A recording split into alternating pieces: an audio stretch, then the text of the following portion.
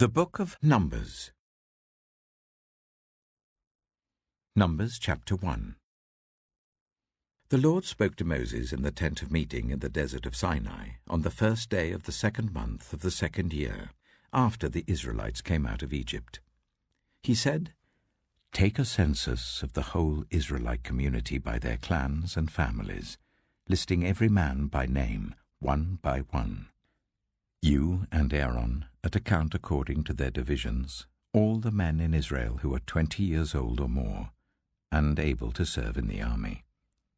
1 man from each tribe, each of them the head of his family, is to help you. These are the names of the men who are to assist you. From Reuben, Elizur, son of Shedeur. From Simeon, Shelumiel, son of Zurishaddai. From Judah, Nachshon, son of Amminadab. From Issachar, Nathanael, son of Zuar. From Zebulun, Eliab, son of Helon. From the sons of Joseph.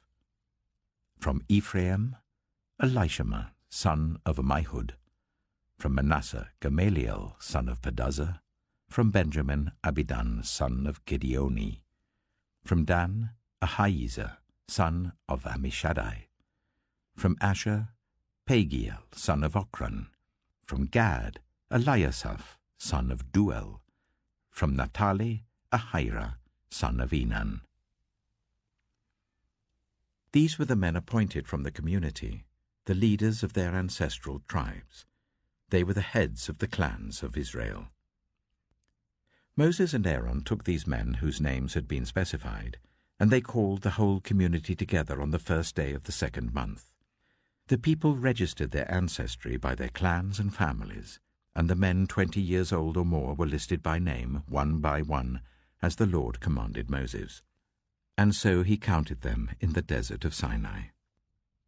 From the descendants of Reuben, the firstborn son of Israel, all the men 20 years old or more who were able to serve in the army were listed by name, one by one, according to the records of their clans and families. The number from the tribe of Reuben was 46,500. From the descendants of Simeon, all the men 20 years old or more who were able to serve in the army were counted and listed by name, one by one, according to the records of their clans and families. The number from the tribe of Simeon was 59,300. From the descendants of Gad, all the men 20 years old or more who were able to serve in the army were listed by name, according to the records of their clans and families. The number from the tribe of Gad was 45,650. From the descendants of Judah, all the men 20 years old or more who were able to serve in the army were listed by name, according to the records of their clans and families. The number from the tribe of Judah was 74,600. From the descendants of Issachar, all the men 20 years old or more who were able to serve in the army were listed by name, according to the records of their clans and families. The number from the tribe of Issachar was 54,400. From the descendants of Zebulun, all the men 20 years old or more who were able to serve in the army were listed by name, according to the records of their clans and families. The number from the tribe of Zebulun was 57,400. From the sons of Joseph, from the descendants of Ephraim, all the men 20 years old or more who were able to serve in the army were listed by name, according to the records of their clans and families. The number from the tribe of Ephraim was 40,500. From the descendants of Manasseh, all the men 20 years old or more who were able to serve in the army were listed by name, according to the records of their clans and families. The number from the tribe of Manasseh was 32,200. From the descendants of Benjamin, all the men 20 years old or more who were able to serve in the army were listed by name, according to the records of their clans and families. The number from the tribe of Benjamin was 35,400. From the descendants of Dan, All the men 20 years old or more who were able to serve in the army were listed by name according to the records of their clans and families. The number from the tribe of Dan was 62,700. From the descendants of Asher, all the men 20 years old or more who were able to serve in the army were listed by name according to the records of their clans and families. The number from the tribe of Asher was 41,500. From the descendants of Naphtali, all the men 20 years old or more who were able to serve in the army were listed by name according to the records of their clans and families. The number from the tribe of Naphtali was 53,400. These were the men counted by Moses and Aaron and the 12 leaders of Israel, each one representing his family. All the Israelites, 20 years old or more who were able to serve in Israel's army, were counted according to their families. The total number was 603,550. The ancestral tribe of the Levites, however, was not counted along with the others. The Lord had said to Moses, "You must not count the tribe of Levi, or include them in the census of the other Israelites. Instead, appoint the Levites to be in charge of the tabernacle of the covenant law, over all its furnishings and everything belonging to it. They are to carry the tabernacle and all its furnishings. They are to take care of it and camp round it. Whenever the tabernacle is to move, the Levites are to take it down, and whenever the tabernacle is to be set up, the Levites shall do it. Anyone else who approaches it is to be put to death." The Israelites are to set up their tents by divisions, each of them in their own camp under their standard. The Levites, however, are to set up their tents round the tabernacle of the covenant law, so that my wrath will not fall on the Israelite community.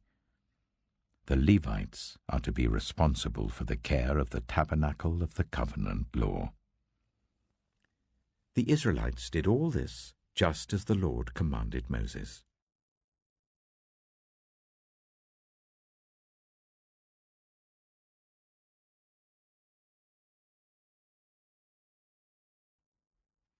Numbers chapter 2.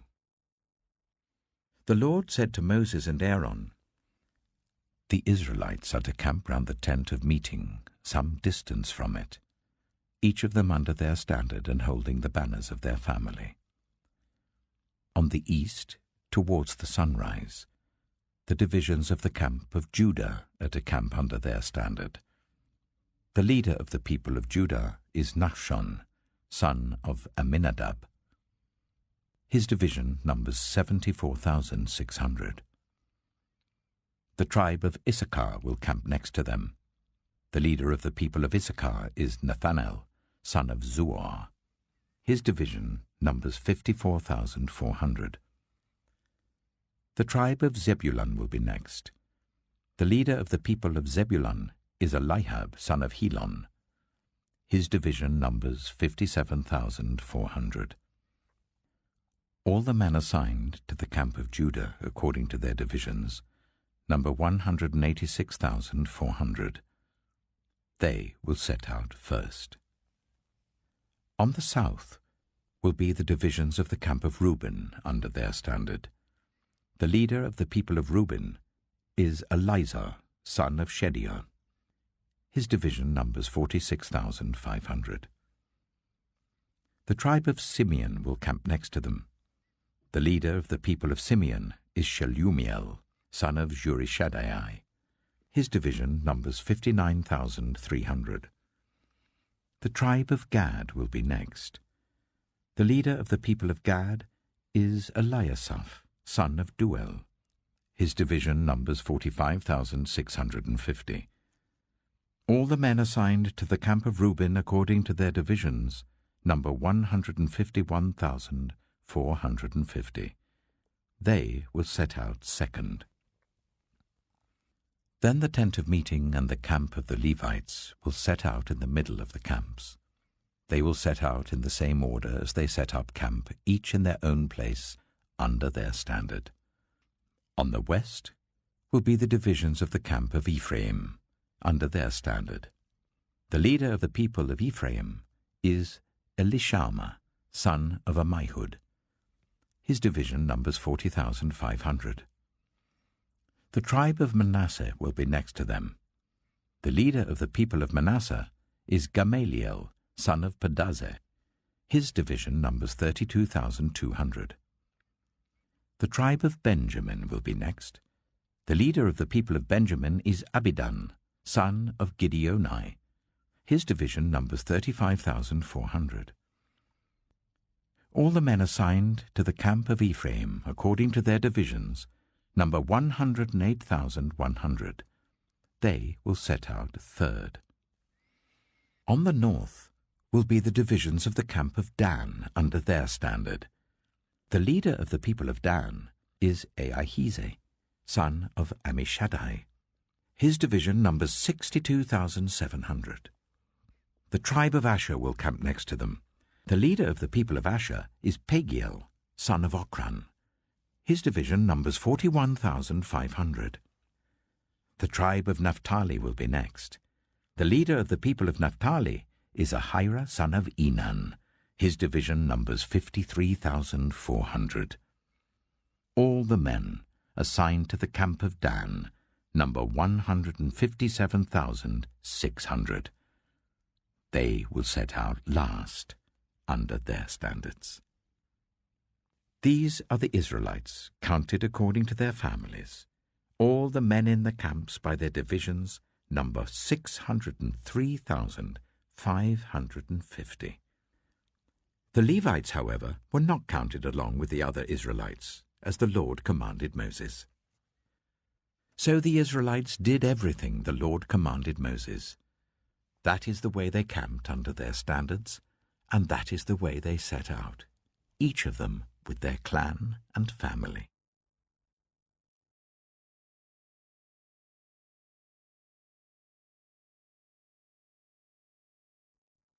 Numbers chapter 3. This is the account of the family of Aaron and Moses at the time the Lord spoke to Moses at Mount Sinai. The names of the sons of Aaron were Nadab the firstborn, and Abihu, Eleazar, and Ithamar. Those were the names of Aaron's sons, the anointed priests, who were ordained to serve as priests. Nadab and Abihu, however, died before the Lord when they made an offering with unauthorized fire before him in the desert of Sinai. They had no sons, so Eleazar and Ithamar served as priests during the lifetime of their father Aaron. The Lord said to Moses, "Bring the tribe of Levi and present them to Aaron the priest to assist him. They are to perform duties for him and for the whole community at the tent of meeting by doing the work of the tabernacle. They are to take care of all the furnishings of the tent of meeting, fulfilling the obligations of the Israelites by doing the work of the tabernacle. Give the Levites to Aaron and his sons. They are the Israelites who are to be given wholly to him. Appoint Aaron and his sons to serve as priests. Anyone else who approaches the sanctuary is to be put to death." The Lord also said to Moses, "I have taken the Levites from among the Israelites in place of the first male offspring of every Israelite woman. The Levites are mine, for all the firstborn are mine. When I struck down all the firstborn in Egypt, I set apart for myself every firstborn in Israel, whether human or animal. They are to be mine. I am the Lord." The Lord said to Moses in the desert of Sinai, "Count the Levites by their families and clans. Count every male a month old or more." So Moses counted them as he was commanded by the word of the Lord. These were the names of the sons of Levi: Gershon, Kohath, and Merari.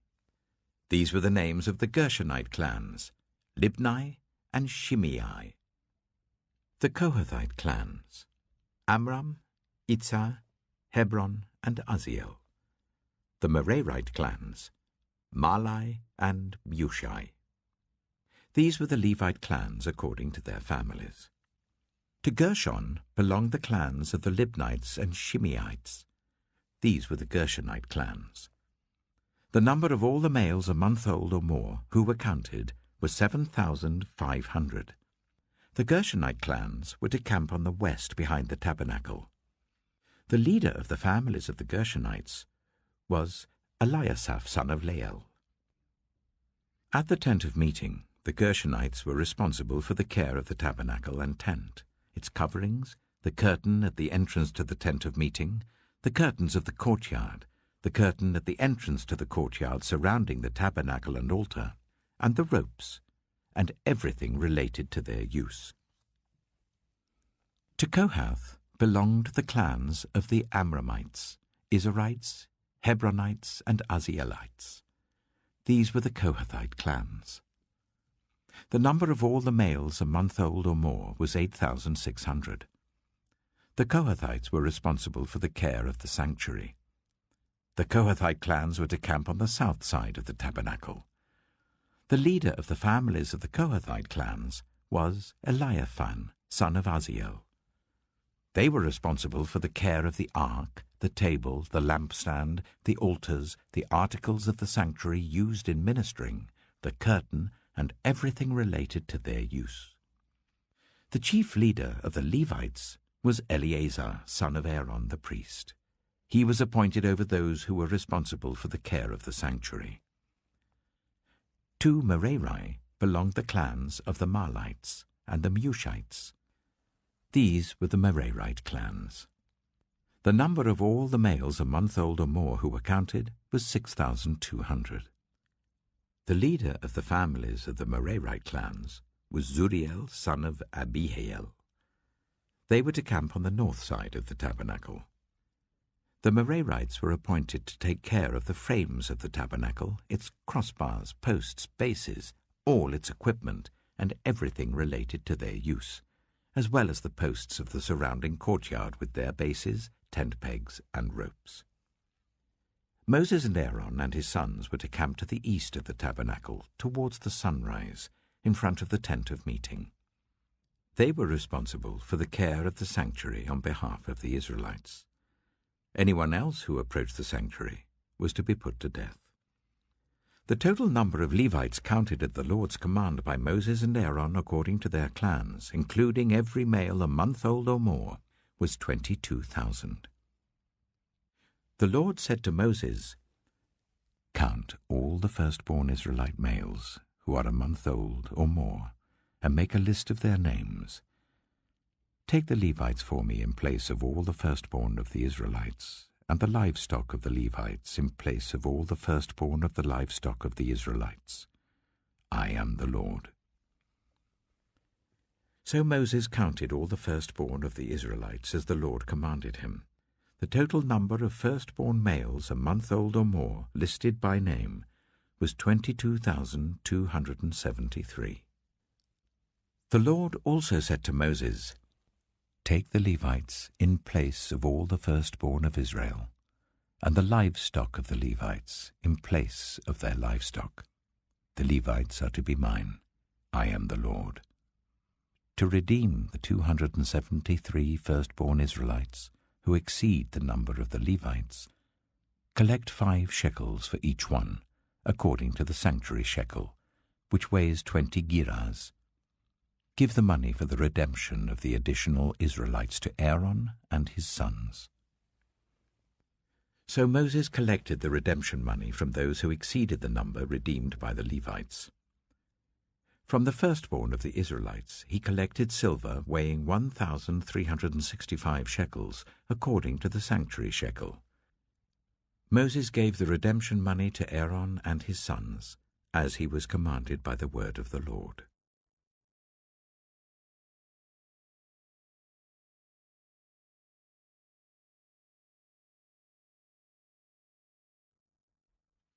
Numbers chapter 4. The Lord said to Moses and Aaron, "Take a census of the Kohathite branch of the Levites by their clans and families. Count all the men from 30 to 50 years of age who come to serve in the work at the tent of meeting. This is the work of the Kohathites at the tent of meeting, the care of the most holy things. When the camp is to move, Aaron and his sons are to go in and take down the shielding curtain and put it over the ark of the covenant law. Then they are to cover the curtain with durable leather, spread a cloth of solid blue over that, and put the poles in place. Over the table of the presence they are to spread a blue cloth and put on it the plates, dishes and bowls and the jars for drink offerings. The bread that is continually there is to remain on it. They are to spread a scarlet cloth over them, cover that with durable leather, and put the poles in place. They are to take a blue cloth and cover the lampstand that is for light, together with its lamps, its wick trimmers and trays, and all its jars for the oil used to supply it. Then they are to wrap it and all its accessories in a covering of durable leather and put it on a carrying frame. Over the gold altar they are to spread a blue cloth and cover that with durable leather and put the poles in place. They are to take all the articles used for ministering in the sanctuary, wrap them in a blue cloth, cover that with durable leather, and put them on a carrying frame. They are to remove the ashes from the bronze altar and spread a purple cloth over it. Then they are to place on it all the utensils used for ministering at the altar, including the fire pans, meat forks, shovels, and sprinkling bowls. Over it they are to spread a covering of durable leather and put the poles in place. After Aaron and his sons have finished covering the holy furnishings and all the holy articles, and when the camp is ready to move, only then are the Kohathites to come and do the carrying. But they must not touch the holy things, or they will die. The Kohathites are to carry those things that are in the tent of meeting. Eleazar, son of Aaron the priest, is to have charge of the oil for the light, the fragrant incense, the regular grain offering, and the anointing oil. He is to be in charge of the entire tabernacle and everything in it, including its holy furnishings and articles. The Lord said to Moses and Aaron, "See that the Kohathite tribal clans are not destroyed from among the Levites, so that they may live and not die when they come near the most holy things. Do this for them. Aaron and his sons are to go into the sanctuary and assign to each man his work and what he is to carry. But the Kohathites must not go in to look at the holy things even for a moment, or they will die." The Lord said to Moses, "Take a census also of the Gershonites by their families and clans. Count all the men from 30 to 50 years of age who come to serve in the work at the tent of meeting. This is the service of the Gershonite clans in their carrying and their other work. They are to carry the curtains of the tabernacle, that is, the tent of meeting, its covering and its outer covering of durable leather, the curtains for the entrance to the tent of meeting, the curtains of the courtyard surrounding the tabernacle and altar, the curtain for the entrance to the courtyard, the ropes, and all the equipment used in the service of the tent. The Gershonites are to do all that needs to be done with these things. All their service, whether carrying or doing other work, is to be done under the direction of Aaron and his sons. You shall assign to them as their responsibility all they are to carry. This is the service of the Gershonite clans at the tent of meeting. Their duties are to be under the direction of Ithamar, son of Aaron, the priest. Count the Merarites by their clans and families. Count all the men from 30 to 50 years of age who come to serve in the work at the tent of meeting. As part of all their service at the tent, they are to carry the frames of the tabernacle, its crossbars, posts, and bases, as well as the posts of the surrounding courtyard with their bases, tent pegs, ropes, all their equipment, and everything related to their use. Assign to each man the specific things he is to carry. This is the service of the Merarite clans as they work at the tent of meeting, under the direction of Ithamar, son of Aaron, the priest. Moses, Aaron, and the leaders of the community counted the Kohathites by their clans and families. All the men from 30 to 50 years of age who came to serve in the work at the tent of meeting, counted by clans, were 2,750. This was the total of all those in the Kohathite clans who served at the tent of meeting. Moses and Aaron counted them according to the Lord's command through Moses. The Gershonites were counted by their clans and families. All the men from 30 to 50 years of age who came to serve in the work at the tent of meeting, counted by their clans and families, were 2,630. This was the total of those in the Gershonite clans who served at the tent of meeting. Moses and Aaron counted them according to the Lord's command. The Merarites were counted by their clans and families. All the men from 30 to 50 years of age who came to serve in the work at the tent of meeting, counted by their clans, were 3,200. This was the total of those in the Merarite clans. Moses and Aaron counted them according to the Lord's command through Moses. So Moses, Aaron, and the leaders of Israel counted all the Levites by their clans and families. All the men from 30 to 50 years of age who came to do the work of serving and carrying the tent of meeting numbered 8,580. At the Lord's command through Moses, each was assigned his work and told what to carry. Thus they were counted as the Lord commanded Moses.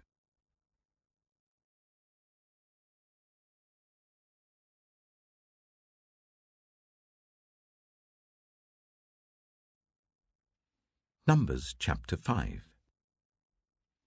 The Lord said to Moses, "Command the Israelites to send away from the camp anyone who has a defiling skin disease or a discharge of any kind, or who is ceremonially unclean because of a dead body. Send away male and female alike. Send them outside the camp, so that they will not defile their camp where I dwell among them." The Israelites did so. They sent them outside the camp. They did just as the Lord had instructed Moses.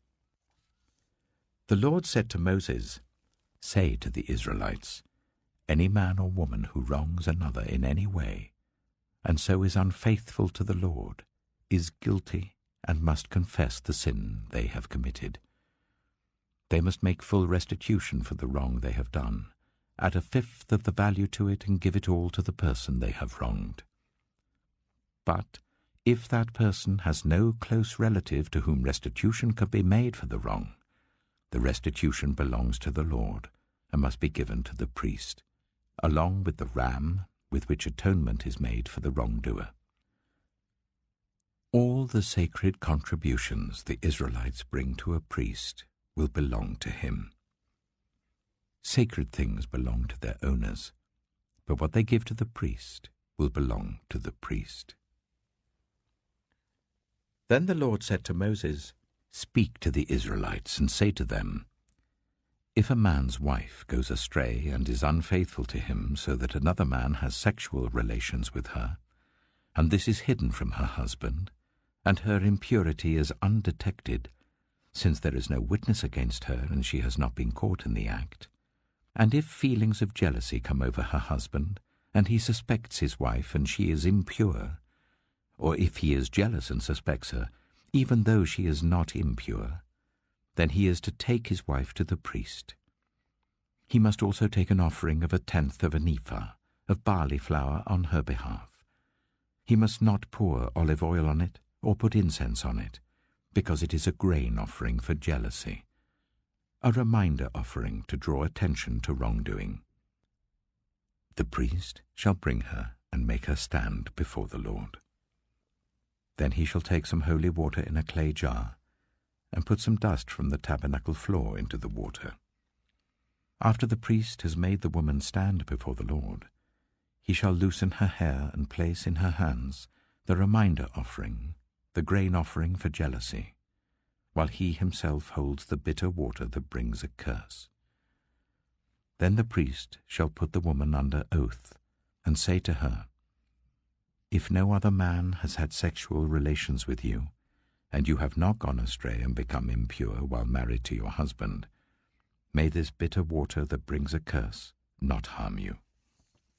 But if you have gone astray while married to your husband, and you have made yourself impure by having sexual relations with a man other than your husband, here the priest is to put the woman under this curse.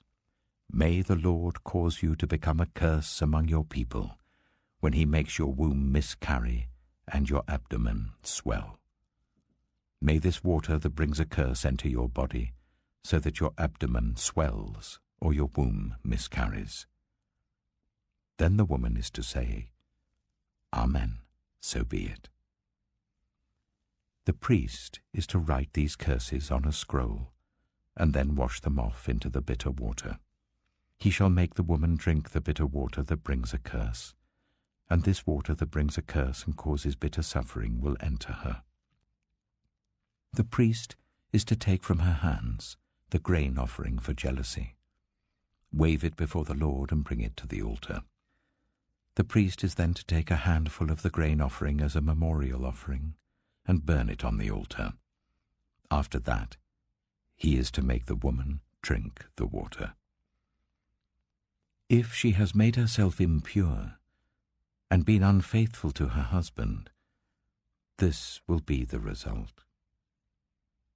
When she is made to drink the water that brings a curse and causes bitter suffering, it will enter her, her abdomen will swell, and her womb will miscarry, and she will become a curse.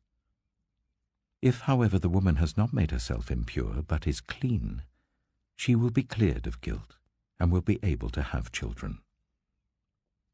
This, then, is the law of jealousy, when a woman goes astray and makes herself impure while married to her husband, or when feelings of jealousy come over a man because he suspects his wife.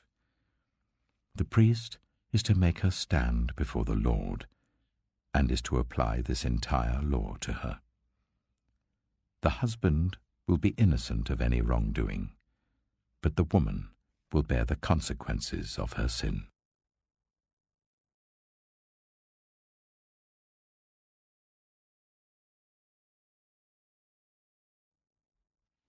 Numbers chapter 6. The Lord said to Moses, "Speak to the Israelites and say to them, if a man or woman wants to make a special vow, a vow of dedication to the Lord as a Nazirite, they must abstain from wine and other fermented drink, and must not drink vinegar made from wine or other fermented drink. They must not drink grape juice or eat grapes or raisins. As long as they remain under their Nazirite vow, they must not eat anything that comes from the grapevine, not even the seeds or skins. During the entire period of their Nazirite vow, no razor may be used on their head. They must be holy until the period of their dedication to the Lord is over. They must let their hair grow long. Throughout the period of their dedication to the Lord, the Nazirite must not go near a dead body. Even if their own father or mother or brother or sister dies, they must not make themselves ceremonially unclean on account of them, because the symbol of their dedication to God is on their head. Throughout the period of their dedication, they are consecrated to the Lord. If someone dies suddenly in the Nazirite's presence, thus defiling the hair that symbolizes their dedication, they must shave their head on the 7th day, the day of their cleansing. Then on the 8th day, they must bring 2 doves or 2 young pigeons to the priest at the entrance to the tent of meeting. The priest is to offer one as a sin offering and the other as a burnt offering to make atonement for the Nazirite, because they sinned by being in the presence of the dead body. That same day they are to consecrate their head again. They must rededicate themselves to the Lord for the same period of dedication, and must bring a year-old male lamb as a guilt offering. The previous days do not count. because they became defiled during their period of dedication. Now this is the law of the Nazirite when the period of their dedication is over. They are to be brought to the entrance to the tent of meeting. There they are to present their offerings to the Lord, a year-old male lamb without defect for a burnt offering, a year-old ewe lamb without defect for a sin offering, a ram without defect for a fellowship offering, together with their grain offerings and drink offerings, and a basket of bread made with the finest flour and without yeast, thick loaves with olive oil mixed in, and thin loaves brushed with olive oil. The priest is to present all these before the Lord, and make the sin offering and the burnt offering. He is to present the basket of unleavened bread, and is to sacrifice the ram as a fellowship offering to the Lord, together with its grain offering and drink offering. Then, at the entrance to the tent of meeting, the Nazirite must shave off the hair that symbolizes their dedication. They are to take the hair and put it in the fire that is under the sacrifice of the fellowship offering. After the Nazirite have shaved off the hair that symbolizes their dedication, the priest is to place in their hands a boiled shoulder of the ram, and one thick loaf and one thin loaf from the basket, both made without yeast. The priest shall then wave these before the Lord as a wave offering. They are holy, and belong to the priest, together with the breast that was waved and the thigh that was presented. After that, the Nazirite may drink wine. This is the law of the Nazirite who vows offerings to the Lord in accordance with their dedication, in addition to whatever else they can afford. They must fulfill the vows they have made, according to the law of the Nazirite. The Lord said to Moses, "Tell Aaron and his sons, this is how you are to bless the Israelites. Say to them, the Lord bless you and keep you. The Lord make his face shine on you and be gracious to you. The Lord turn his face towards you and give you peace." So they will put my name on the Israelites, and I will bless them.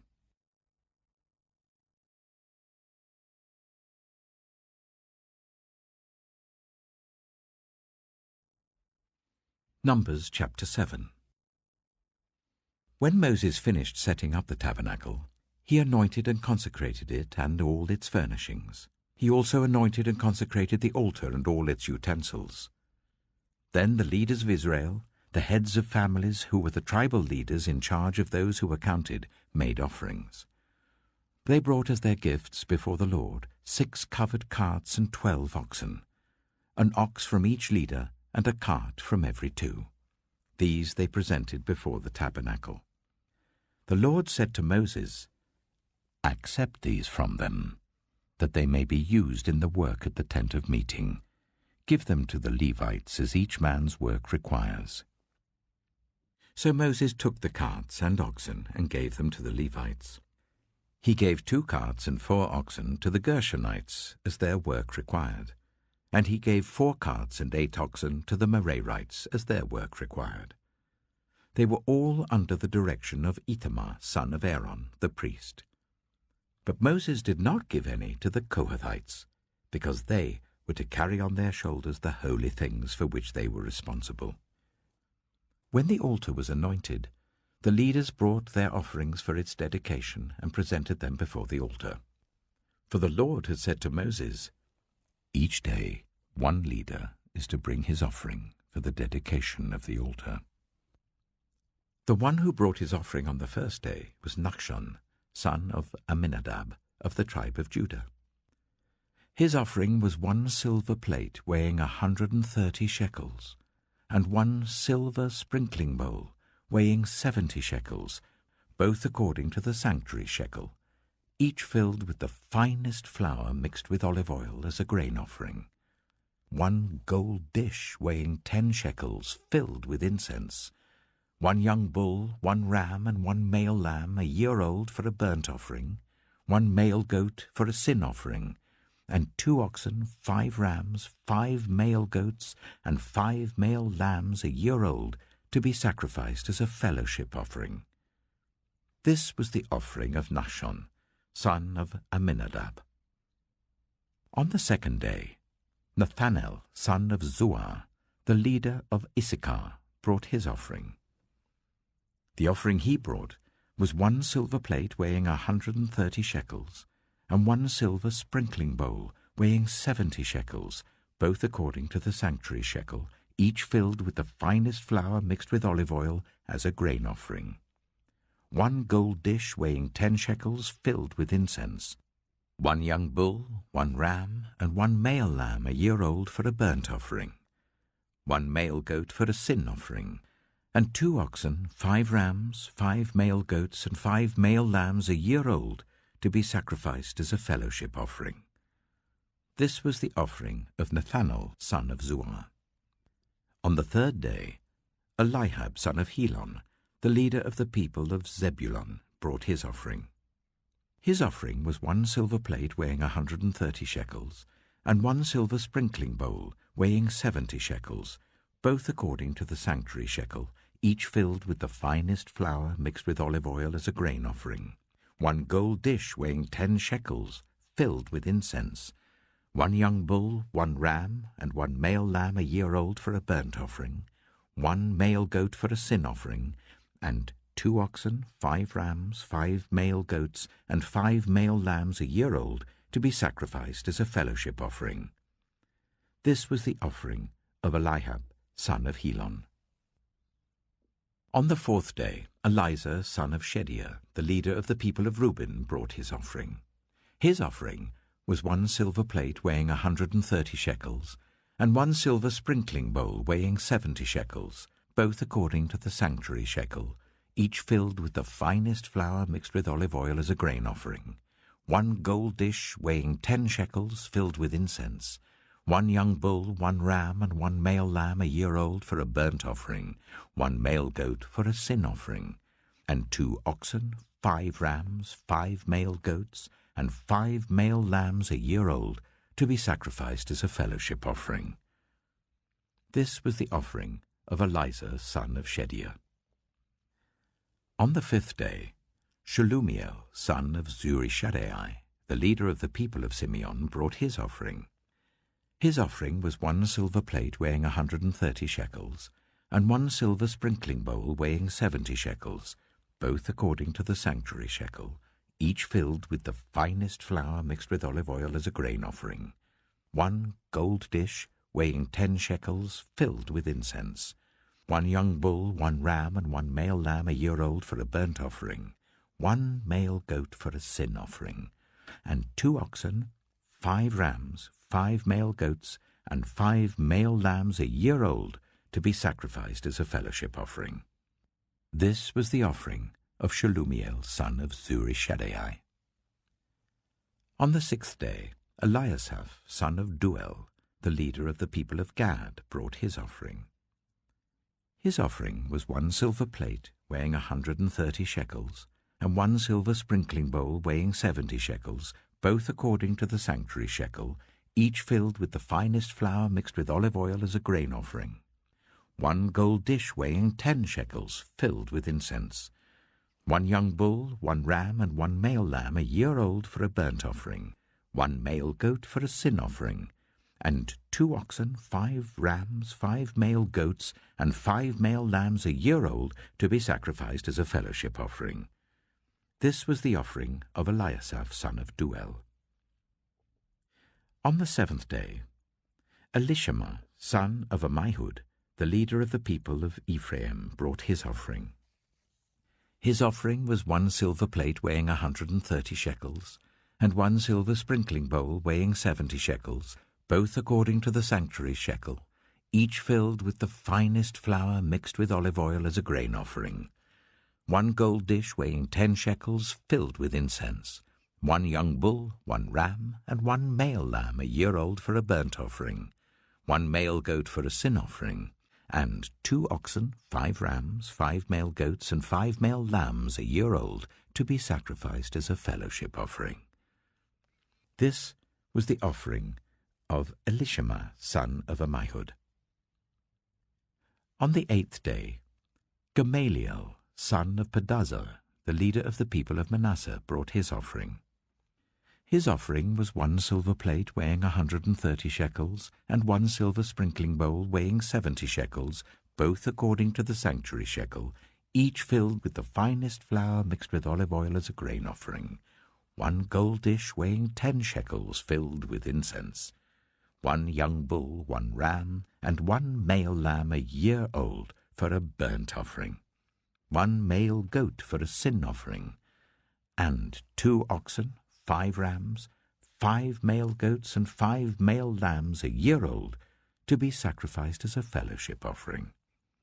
This was the offering of Gamaliel, son of Pedazur. On the 9th day, Abidan, son of Gideoni, the leader of the people of Benjamin, brought his offering. His offering was 1 silver plate weighing 130 shekels, and 1 silver sprinkling bowl weighing 70 shekels, both according to the sanctuary shekel, each filled with the finest flour mixed with olive oil as a grain offering, 1 gold dish weighing 10 shekels, filled with incense, 1 young bull, 1 ram, and 1 male lamb a year old for a burnt offering, 1 male goat for a sin offering, and 2 oxen, 5 rams, 5 male goats, and 5 male lambs a year old to be sacrificed as a fellowship offering. This was the offering of Abidan, son of Gideoni. On the 10th day, Ahiezer, son of Ammishaddai, the leader of the people of Dan, brought his offering. His offering was 1 silver plate weighing 130 shekels, and 1 silver sprinkling bowl weighing 70 shekels, both according to the sanctuary shekel, each filled with the finest flour mixed with olive oil as a grain offering, 1 gold dish weighing 10 shekels, filled with incense, 1 young bull, 1 ram, and 1 male lamb a year old for a burnt offering, 1 male goat for a sin offering, and 2 oxen, 5 rams, 5 male goats, and 5 male lambs a year old to be sacrificed as a fellowship offering. This was the offering of Ahiezer, son of Ammishaddai. On the 11th day, Pagiel, son of Ochran, the leader of the people of Asher, brought his offering.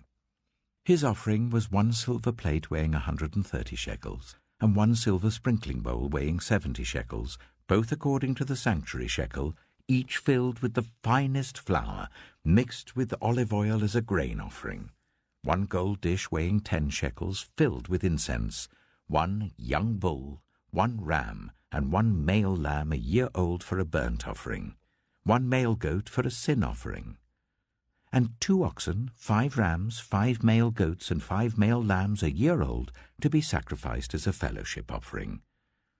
This was the offering of Pagiel, son of Ochran. On the 12th day, Ahira, son of Enan, the leader of the people of Naphtali, brought his offering. His offering was 1 silver plate weighing 130 shekels, and 1 silver sprinkling bowl weighing 70 shekels, both according to the sanctuary shekel, each filled with the finest flour mixed with olive oil as a grain offering, 1 gold dish weighing 10 shekels, filled with incense, 1 young bull, 1 ram, and 1 male lamb a year old for a burnt offering, 1 male goat for a sin offering, and 2 oxen, 5 rams, 5 male goats, and 5 male lambs a year old to be sacrificed as a fellowship offering. This was the offering of Ahira, son of Enan. These were the offerings of the Israelite leaders for the dedication of the altar when it was anointed: 12 silver plates, 12 silver sprinkling bowls, and 12 gold dishes. Each silver plate weighed 130 shekels, and each sprinkling bowl 70 shekels. Altogether, the silver dishes weighed 2,400 shekels according to the sanctuary shekel. The 12 gold dishes, filled with incense, weighed 10 shekels each, according to the sanctuary shekel. Altogether, the gold dishes weighed 120 shekels. The total number of animals for the burnt offering came to 12 young bulls, 12 rams, and 12 male lambs a year old, together with their grain offering. 12 male goats were used for the sin offering. The total number of animals for the sacrifice of the fellowship offering came to 24 oxen, 60 rams, 60 male goats, and 60 male lambs a year old. These were the offerings for the dedication of the altar after it was anointed. When Moses entered the tent of meeting to speak with the Lord, he heard the voice speaking to him from between the 2 cherubim above the atonement cover on the ark of the covenant law. In this way, the Lord spoke to him.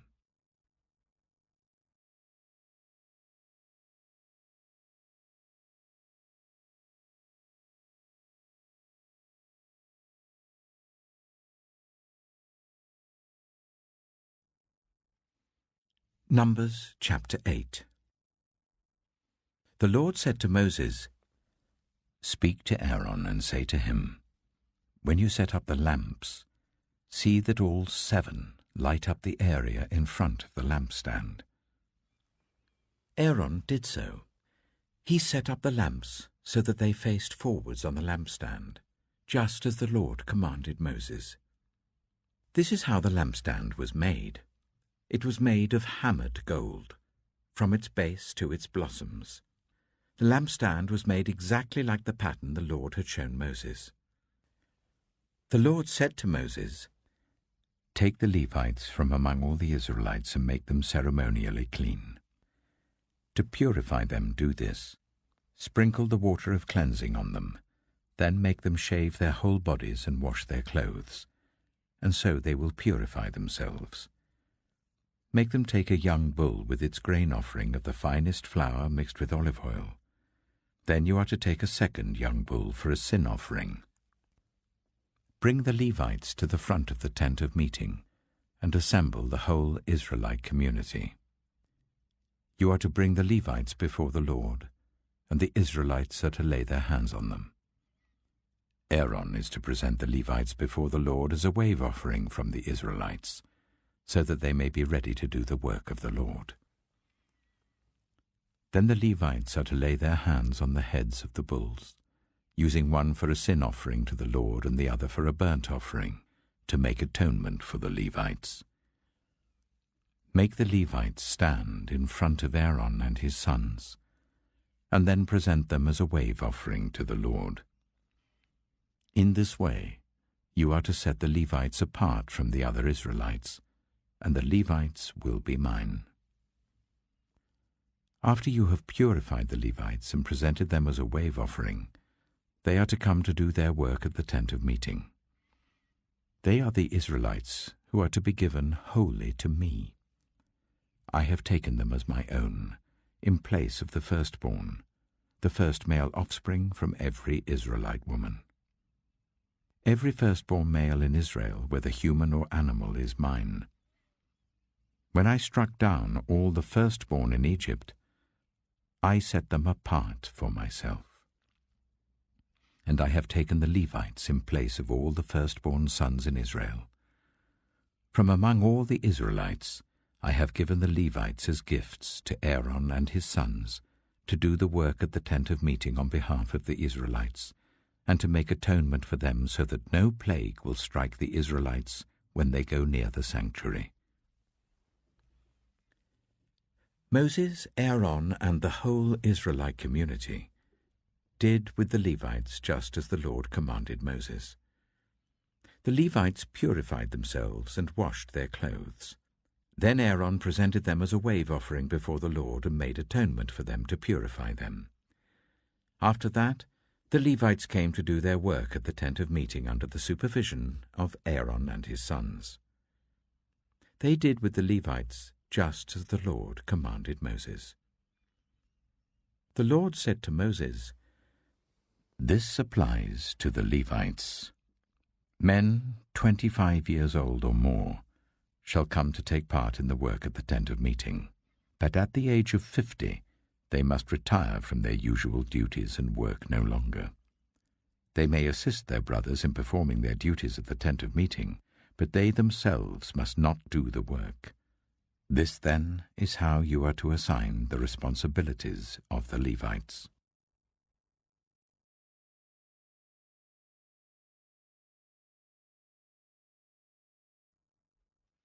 Numbers chapter 9.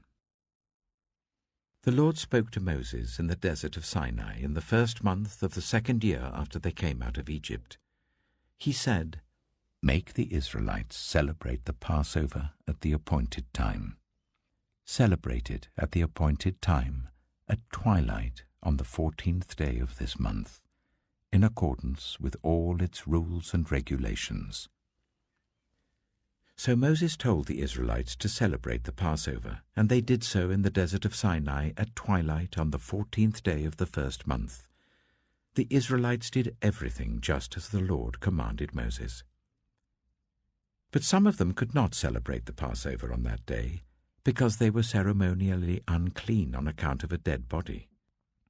So they came to Moses and Aaron that same day, and said to Moses, "We have become unclean because of a dead body. But why should we be kept from presenting the Lord's offering with the other Israelites at the appointed time?" Moses answered them, "Wait until I find out what the Lord commands concerning you." Then the Lord said to Moses, "Tell the Israelites, when any of you or your descendants are unclean because of a dead body, or are away on a journey, they are still to celebrate the Lord's Passover. But they are to do it on the 14th day of the 2nd month at twilight. They are to eat the lamb together with unleavened bread and bitter herbs. They must not leave any of it till morning or break any of its bones. When they celebrate the Passover, they must follow all the regulations. But if anyone who is ceremonially clean and not on a journey fails to celebrate the Passover, they must be cut off from their people for not presenting the Lord's offering at the appointed time. They will bear the consequences of their sin. A foreigner residing among you is also to celebrate the Lord's Passover in accordance with its rules and regulations. You must have the same regulations for both the foreigner and the native-born. On the day the tabernacle, the tent of the covenant law, was set up, the cloud covered it. From evening till morning the cloud above the tabernacle looked like fire. That is how it continued to be. The cloud covered it, and at night it looked like fire. Whenever the cloud lifted from above the tent, the Israelites set out. Wherever the cloud settled, the Israelites set up camp. At the Lord's command, the Israelites set out, and at his command, they set up camp. As long as the cloud stayed over the tabernacle, they remained in camp. When the cloud remained over the tabernacle a long time, the Israelites obeyed the Lord's order and did not set out. Sometimes the cloud was over the tabernacle for only a few days. At the Lord's command, they would set up camp, and then at his command, they would set out. Sometimes the cloud stayed only from evening till morning, and when it lifted in the morning, they set out. Whether by day or by night, whenever the cloud lifted, they set out. Whether the cloud stayed over the tabernacle for 2 days, or a month, or a year, the Israelites would remain in camp and not set out. But when it lifted, they would set out. At the Lord's command, they set up camp, and at the Lord's command, they set out. They obeyed the Lord's order in accordance with his command through Moses.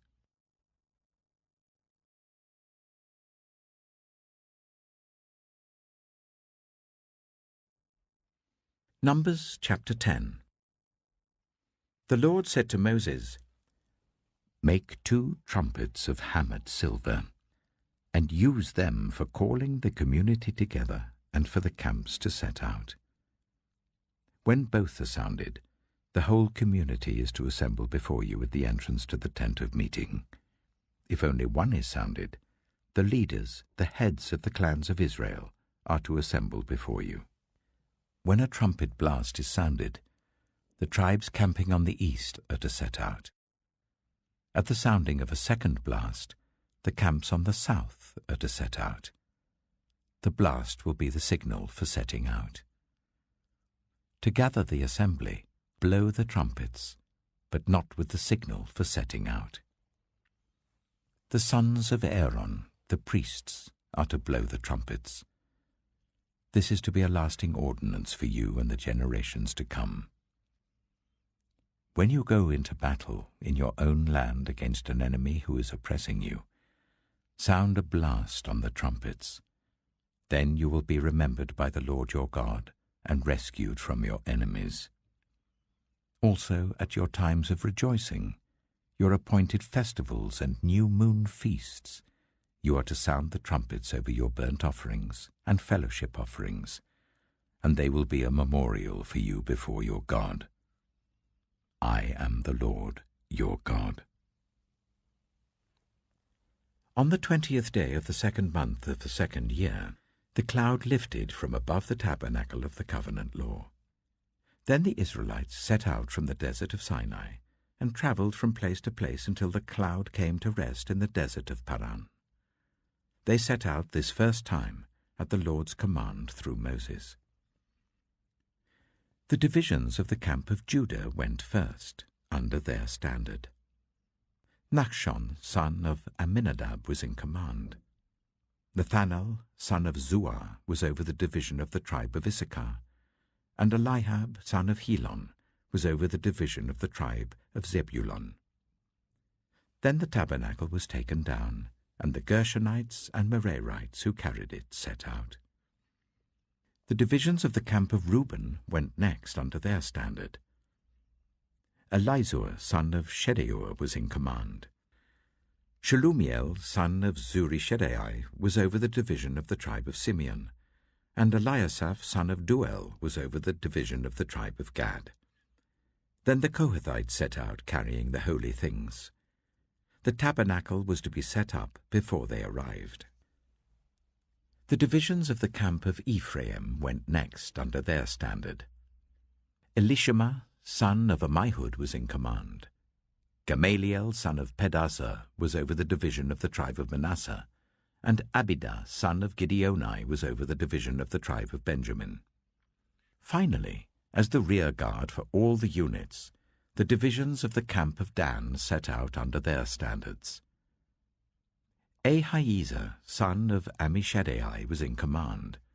Pagiel, son of Ochran, was over the division of the tribe of Asher, and Ahira, son of Enan, was over the division of the tribe of Naphtali. This was the order of march for the Israelite divisions as they set out. Now Moses said to Hobab, son of Ruel, the Midianite, Moses' father-in-law, "We're setting out for the place about which the Lord said, 'I will give it to you.' Come with us, and we will treat you well, for the Lord has promised good things to Israel." He answered, "No, I will not go. I am going back to my own land and my own people." But Moses said, "Please do not leave us. You know where we should camp in the wilderness, and you can be our eyes. If you come with us, we will share with you whatever good things the Lord gives us." So they set out from the mountain of the Lord and travelled for 3 days. The ark of the covenant of the Lord went before them during those 3 days to find them a place to rest. The cloud of the Lord was over them by day when they set out from the camp. Whenever the ark set out, Moses said, "Rise up, Lord. May your enemies be scattered. May your foes flee before you." Whenever it came to rest, he said, "Return, Lord, to the countless thousands of Israel."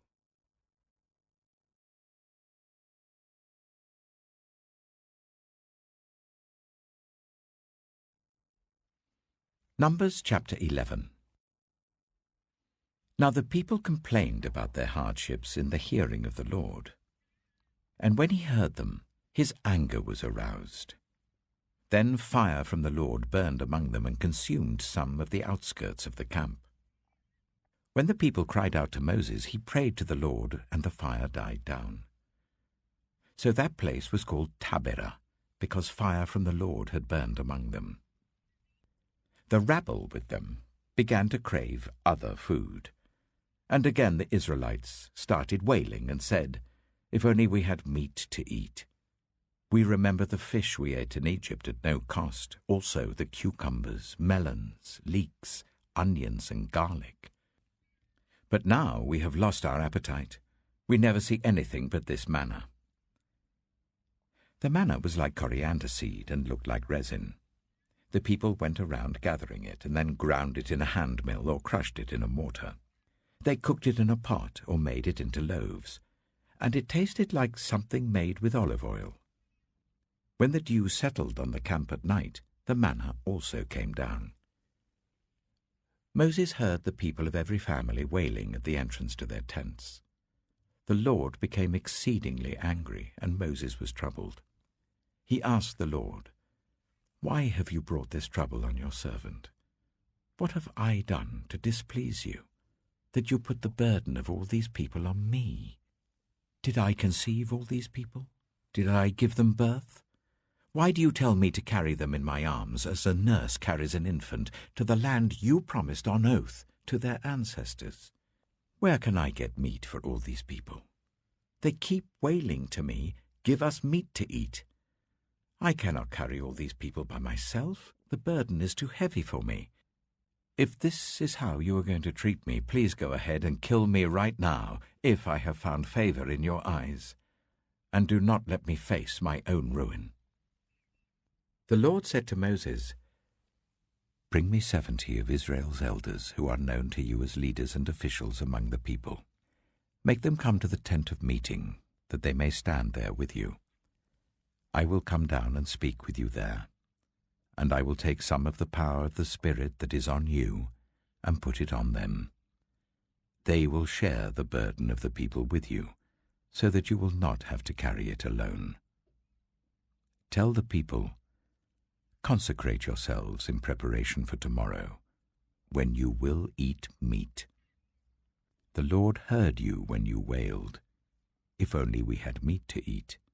We were better off in Egypt." Now the Lord will give you meat, and you will eat it. You will not eat it for just 1 day or 2 days or 5, 10, or 20 days, but for a whole month, until it comes out of your nostrils and you loathe it, because you have rejected the Lord who is among you, and have wailed before him, saying, 'Why did we ever leave Egypt?'" But Moses said, "Here I am among 600,000 men on foot, and you say, 'I will give them meat to eat for a whole month'? Would they have enough if flocks and herds were slaughtered for them? Would they have enough if all the fish in the sea were caught for them?" The Lord answered Moses, "Is the Lord's arm too short? Now you will see whether or not what I say will come true for you."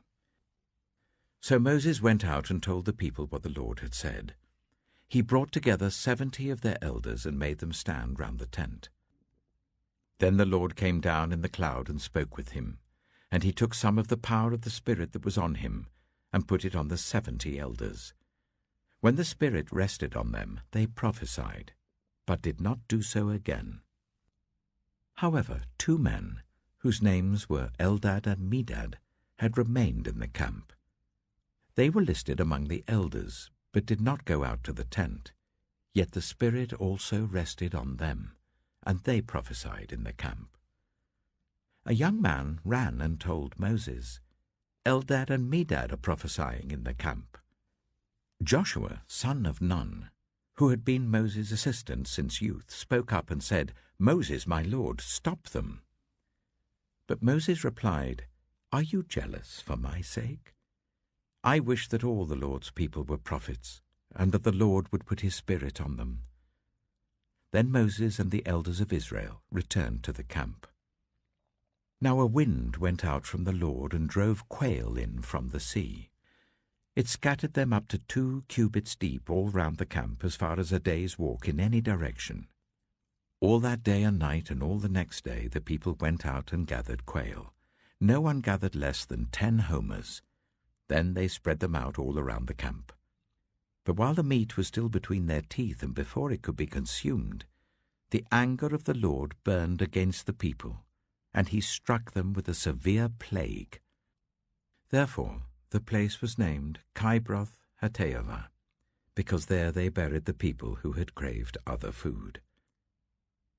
From Kibroth Hattaavah, the people travelled to Hazeroth and stayed there.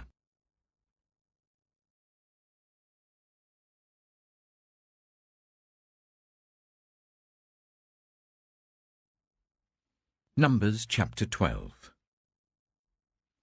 Miriam and Aaron began to talk against Moses because of his Cushite wife, for he had married a Cushite. "Has the Lord spoken only through Moses?" they asked. "Hasn't he also spoken through us?" And the Lord heard this. Now Moses was a very humble man, more humble than anyone else on the face of the earth. At once the Lord said to Moses, Aaron, and Miriam, "Come out to the tent of meeting, all three of you." So the three of them went out. Then the Lord came down in a pillar of cloud. He stood at the entrance to the tent and summoned Aaron and Miriam. When the two of them stepped forward, he said, "Listen to my words. When there is a prophet among you, I, the Lord, reveal myself to them in visions. I speak to them in dreams. But this is not true of my servant Moses. He is faithful in all my house. With him I speak face to face, clearly, and not in riddles. He sees the form of the Lord. Why then were you not afraid to speak against my servant Moses?" The anger of the Lord burned against them, and he left them. When the cloud lifted from above the tent, Miriam's skin was leprous. It became as white as snow. Aaron turned towards her and saw that she had a defiling skin disease, and he said to Moses, "Please, my lord, I ask you not to hold against us the sin we have so foolishly committed. Do not let her be like a stillborn infant coming from its mother's womb, with its flesh half eaten away." So Moses cried out to the Lord, "Please, God, heal her." The Lord replied to Moses, "If her father had spat in her face, would she not have been in disgrace for 7 days? Confine her outside the camp for 7 days. After that she can be brought back." So Miriam was confined outside the camp for 7 days, and the people did not move on till she was brought back. After that the people left Hazeroth and camped in the desert of Paran.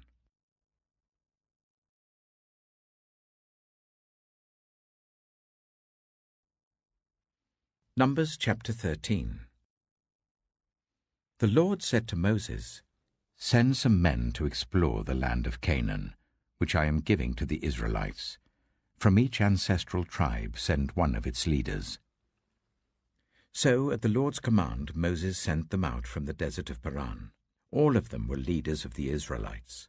These are their names. From the tribe of Reuben, Shammua, son of Zakkar. From the tribe of Simeon, Shaphat, son of Hori. From the tribe of Judah, Caleb, son of Jephunneh. From the tribe of Issachar, Igal, son of Joseph. From the tribe of Ephraim, Hoshea, son of Nun. From the tribe of Benjamin, Paltai, son of Raphu.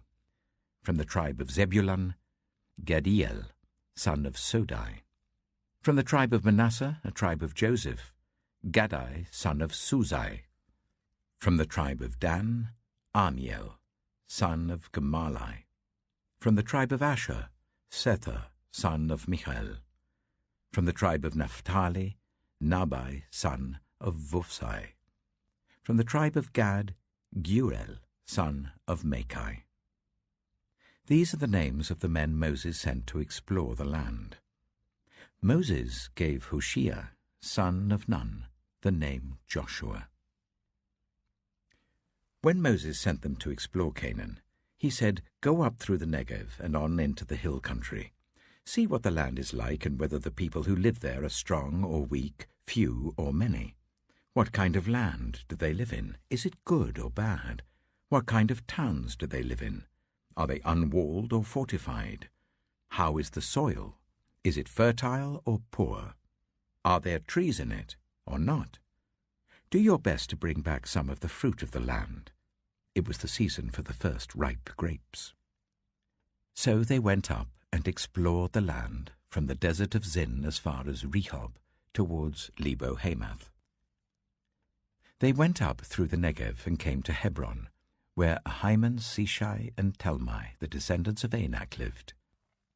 Hebron had been built 7 years before Zoan in Egypt. When they reached the valley of Eshcol, they cut off a branch bearing a single cluster of grapes. 2 of them carried it on a pole between them, along with some pomegranates and figs. That place was called the Valley of Eshcol because of the cluster of grapes the Israelites cut off there. At the end of 40 days they returned from exploring the land. They came back to Moses and Aaron and the whole Israelite community at Kadesh in the desert of Paran. There they reported to them and to the whole assembly and showed them the fruit of the land. They gave Moses this account: "We went into the land to which you sent us, and it does flow with milk and honey. Here is its fruit. But the people who live there are powerful, and the cities are fortified and very large. We even saw descendants of Anak there. The Amalekites live in the Negev. The Hittites, Jebusites, and Amorites live in the hill country, and the Canaanites live near the sea and along the Jordan." Then Caleb silenced the people before Moses and said, "We should go up and take possession of the land, for we can certainly do it." But the men who had gone up with him said, "We can't attack those people. They are stronger than we are." And they spread among the Israelites a bad report about the land they had explored. They said, "The land we explored devours those living in it. All the people we saw there are of great size. We saw the Nephilim there." The descendants of Anak come from the Nephilim. "We seemed like grasshoppers in our own eyes, and we looked the same to them."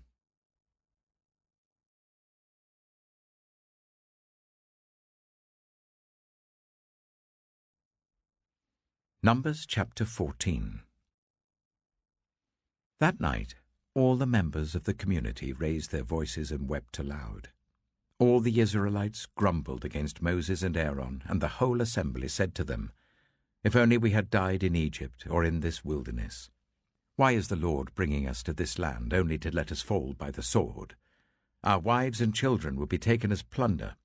Wouldn't it be better for us to go back to Egypt?" And they said to each other, "We should choose a leader and go back to Egypt." Then Moses and Aaron fell face down in front of the whole Israelite assembly gathered there. Joshua, son of Nun, and Caleb, son of Jephunneh, who were among those who had explored the land, tore their clothes, and said to the entire Israelite assembly, "The land we passed through and explored is exceedingly good. If the Lord is pleased with us, he will lead us into that land, a land flowing with milk and honey, and will give it to us. Only do not rebel against the Lord, and do not be afraid of the people of the land, because we will devour them.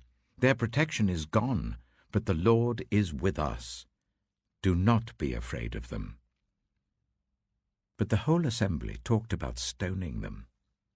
Then the glory of the Lord appeared at the tent of meeting to all the Israelites.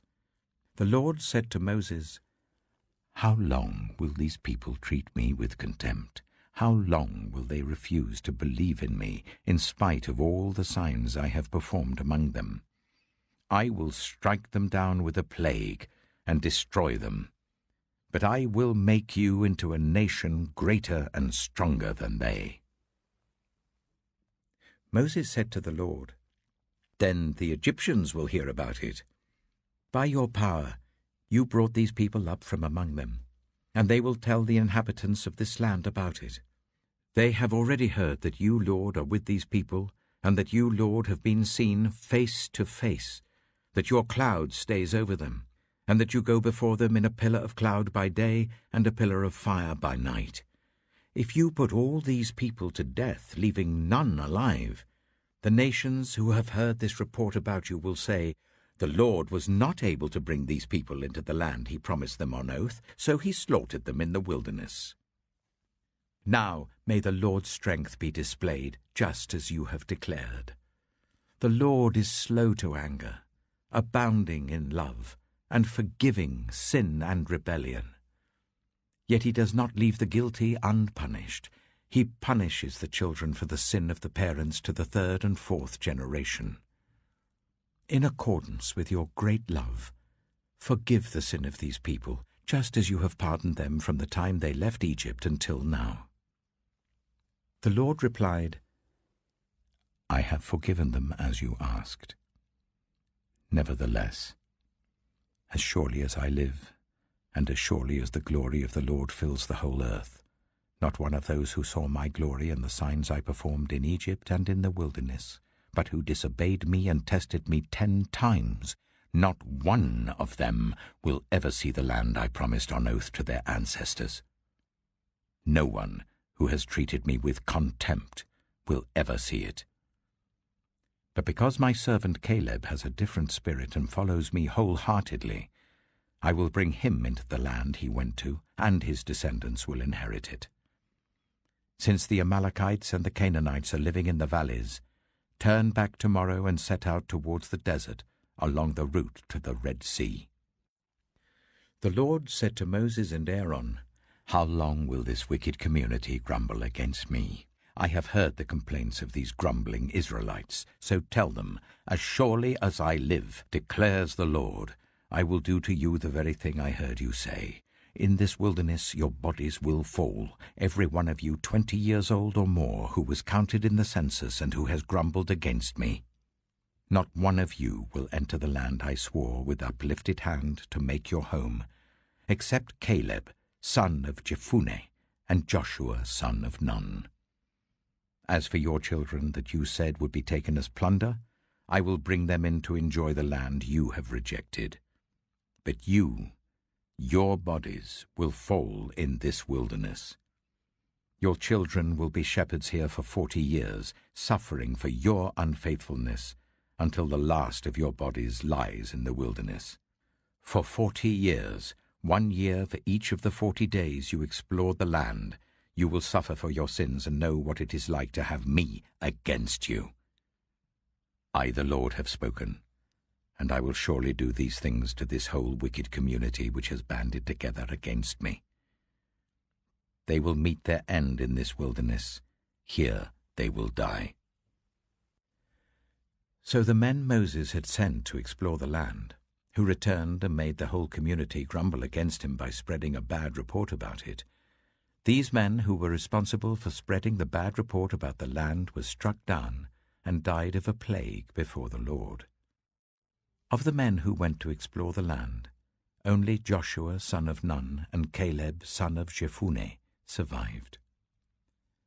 When Moses reported this to all the Israelites, they mourned bitterly. Early the next morning they set out for the highest point in the hill country, saying, "Now we are ready to go up to the land the Lord promised. Surely we have sinned." But Moses said, "Why are you disobeying the Lord's command? This will not succeed. Do not go up, because the Lord is not with you. You will be defeated by your enemies. For the Amalekites and the Canaanites will face you there. Because you have turned away from the Lord, he will not be with you, and you will fall by the sword." Nevertheless, in their presumption they went up towards the highest point in the hill country, though neither Moses nor the ark of the Lord's covenant moved from the camp. Then the Amalekites and the Canaanites who lived in that hill country came down and attacked them and beat them down all the way to Hormah.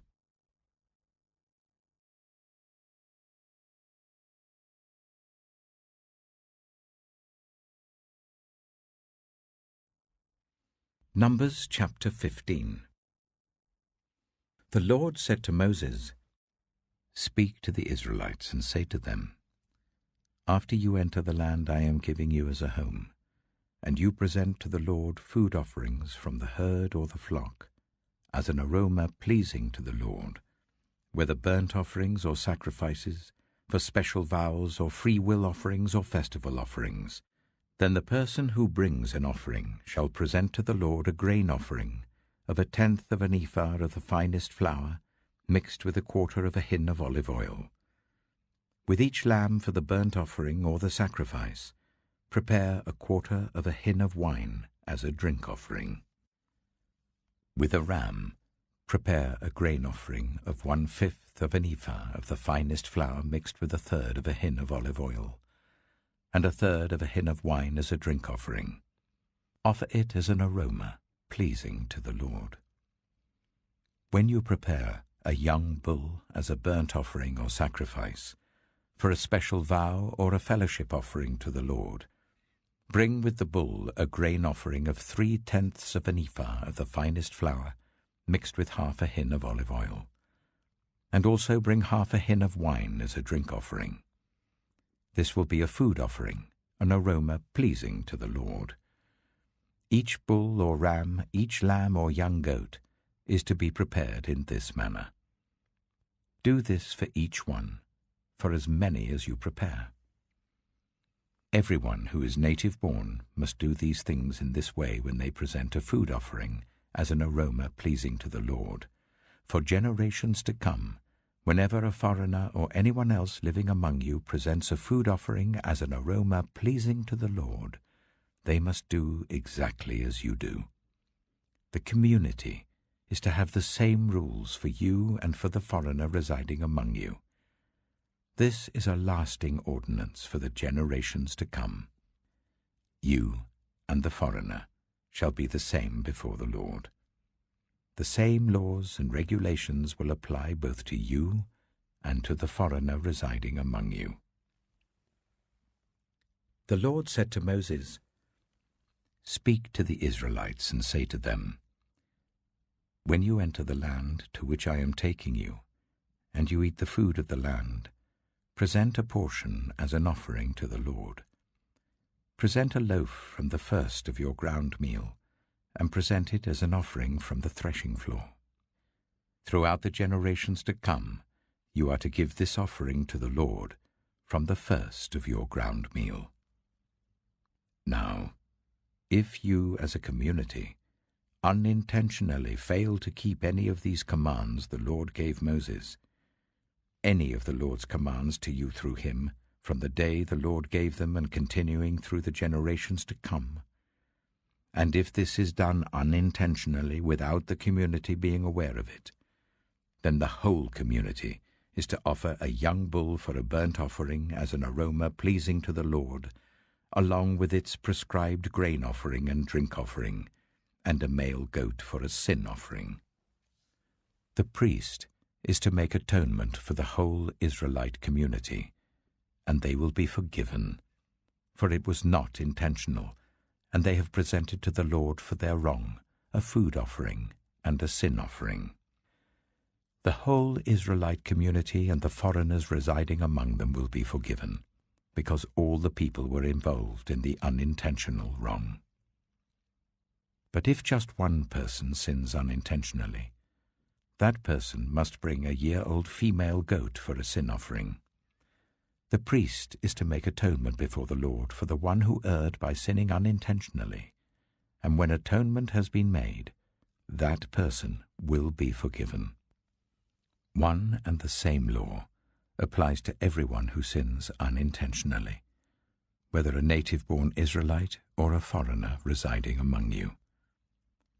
But anyone who sins defiantly, whether native-born or foreigner, utters blasphemy against the Lord and must be cut off from the people of Israel. Because they have despised the Lord's word and broken his commands, they must surely be cut off.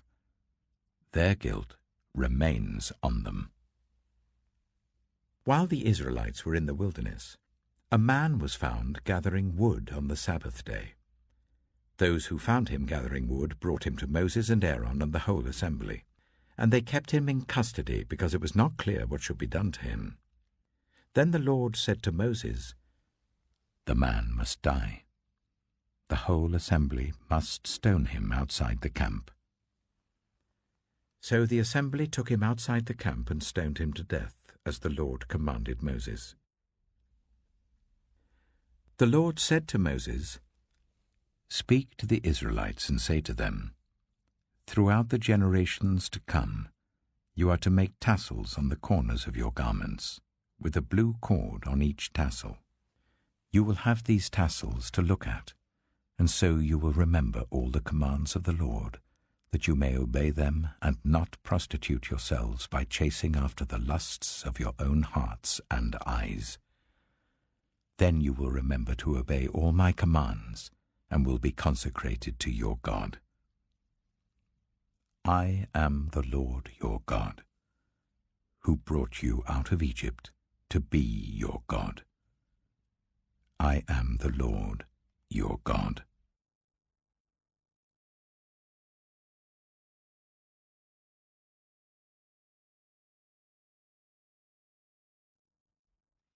Numbers chapter 16. Korah, son of Esau, the son of Kohath, the son of Levi, and certain Reubenites, Dathan and Abiram, sons of Eliab, and On, son of Peleth, became insolent and rose up against Moses. With them were 250 Israelite men, well-known community leaders, who had been appointed members of the council. They came as a group to oppose Moses and Aaron, and said to them, "You have gone too far. The whole community is holy, every one of them, and the Lord is with them. Why then do you set yourselves above the Lord's assembly?" When Moses heard this, he fell face down. Then he said to Korah and all his followers, "In the morning the Lord will show who belongs to him and who is holy, and he will make that person come near him. The man he chooses he will cause to come near him. You, Korah, and all your followers are to do this. Take censers, and tomorrow put burning coals and incense in them before the Lord. The man the Lord chooses will be the one who is holy. You Levites have gone too far." Moses also said to Korah, "Now listen, you Levites. Isn't it enough for you that the God of Israel has separated you from the rest of the Israelite community and brought you near himself to do the work at the Lord's tabernacle and to stand before the community and minister to them? He has brought you and all your fellow Levites near himself, but now you are trying to get the priesthood too. It is against the Lord that you and all your followers have banded together. Who is Aaron, that you should grumble against him?" Then Moses summoned Dathan and Abiram, the sons of Eliab. But they said, "We will not come. Isn't it enough that you have brought us up out of a land flowing with milk and honey to kill us in the wilderness? And now you also want to lord it over us? Moreover, you haven't brought us into a land flowing with milk and honey, or given us an inheritance of fields and vineyards. Do you want to treat these men like slaves? No, we will not come." Then Moses became very angry and said to the Lord, "Do not accept their offering.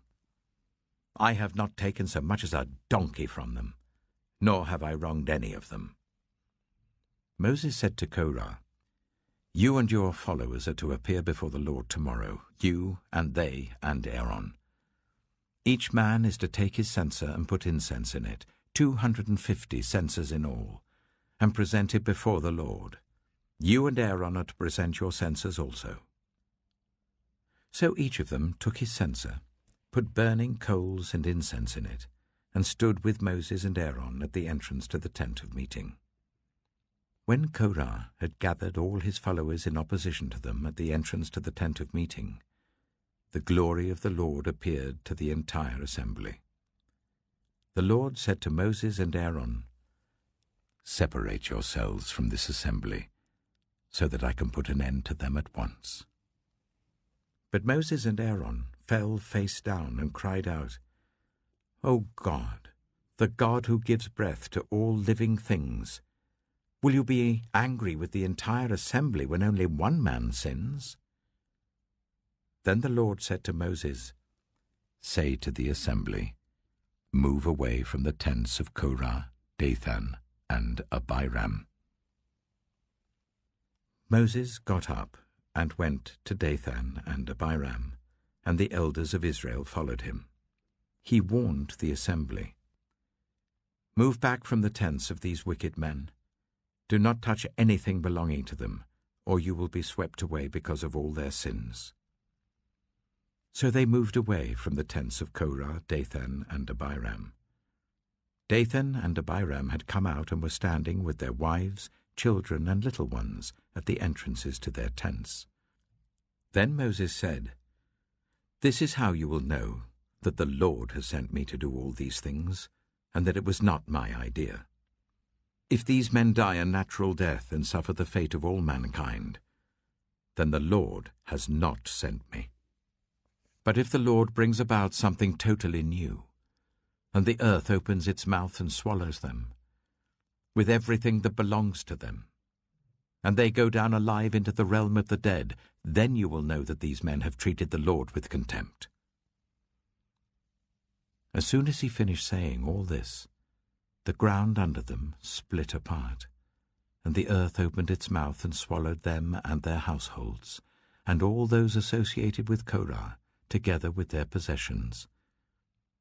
They went down alive into the realm of the dead, with everything they owned. The earth closed over them, and they perished, and were gone from the community.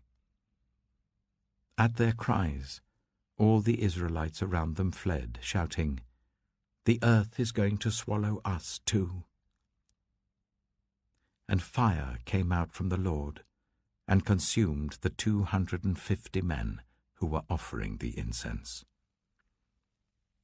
The Lord said to Moses, "Tell Eleazar, son of Aaron the priest, to remove the censers from the charred remains and scatter the coals some distance away, for the censers are holy, the censers of the men who sinned at the cost of their lives. Hammer the censers into sheets to overlay the altar, for they were presented before the Lord and have become holy. Let them be a sign to the Israelites." So Eleazar the priest collected the bronze censers brought by those who had been burned to death, and he had them hammered out to overlay the altar, as the Lord directed him through Moses. This was to remind the Israelites that no one except a descendant of Aaron should come to burn incense before the Lord, or he would become like Korah and his followers. The next day, the whole Israelite community grumbled against Moses and Aaron. "You have killed the Lord's people," they said. But when the assembly gathered in opposition to Moses and Aaron and turned towards the tent of meeting, suddenly the cloud covered it, and the glory of the Lord appeared. Then Moses and Aaron went to the front of the tent of meeting, and the Lord said to Moses, "Get away from this assembly, so that I can put an end to them at once." And they fell face down. Then Moses said to Aaron, "Take your censer and put incense in it, along with burning coals from the altar, and hurry to the assembly to make atonement for them. Wrath has come out from the Lord. The plague has started." So Aaron did as Moses said and ran into the midst of the assembly. The plague had already started among the people, but Aaron offered the incense and made atonement for them. He stood between the living and the dead, and the plague stopped. But 14,700 people died from the plague, in addition to those who had died because of Korah. Then Aaron returned to Moses at the entrance to the tent of meeting, for the plague had stopped.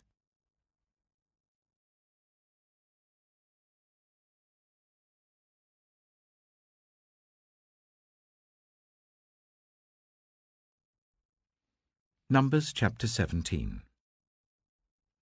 The Lord said to Moses, "Speak to the Israelites, and get 12 staffs from them, one from the leader of each of their ancestral tribes.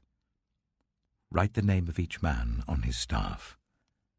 On the staff of Levi, write Aaron's name, for there must be one staff for the head of each ancestral tribe.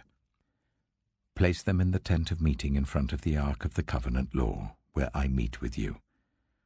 The staff belonging to the man I choose will sprout, and I will rid myself of this constant grumbling against you by the Israelites."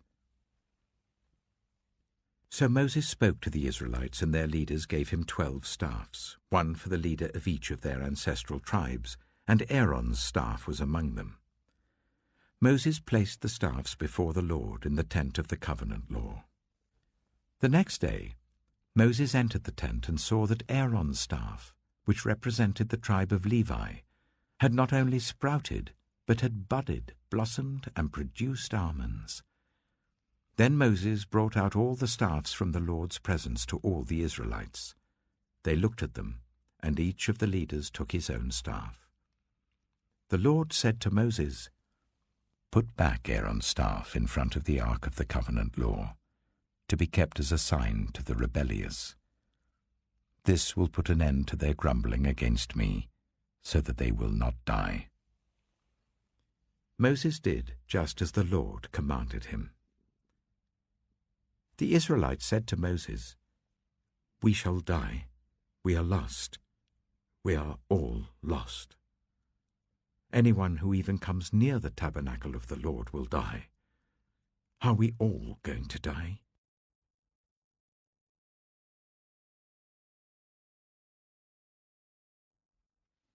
Numbers chapter 18. The Lord said to Aaron, "You, your sons, and your family are to bear the responsibility for offences connected with the sanctuary, and you and your sons alone are to bear the responsibility for offences connected with the priesthood. Bring your fellow Levites from your ancestral tribe to join you and assist you when you and your sons minister before the tent of the covenant law. They are to be held responsible to you, and are to perform all the duties of the tent. But they must not go near the furnishings of the sanctuary or the altar, otherwise both they and you will die. They are to join you and be responsible for the care of the tent of meeting, all the work at the tent, and no one else may come near where you are. You are to be responsible for the care of the sanctuary and the altar, so that my wrath will not fall on the Israelites again. I myself have selected your fellow Levites from among the Israelites as a gift to you, dedicated to the Lord to do the work at the tent of meeting. But only you and your sons may serve as priests in connection with everything at the altar and inside the curtain. I am giving you the service of the priesthood as a gift. Anyone else who comes near the sanctuary is to be put to death." Then the Lord said to Aaron, "I myself have put you in charge of the offerings presented to me. All the holy offerings the Israelites give me, I give to you and your sons as your portion, your perpetual share. You are to have the part of the most holy offerings that is kept from the fire.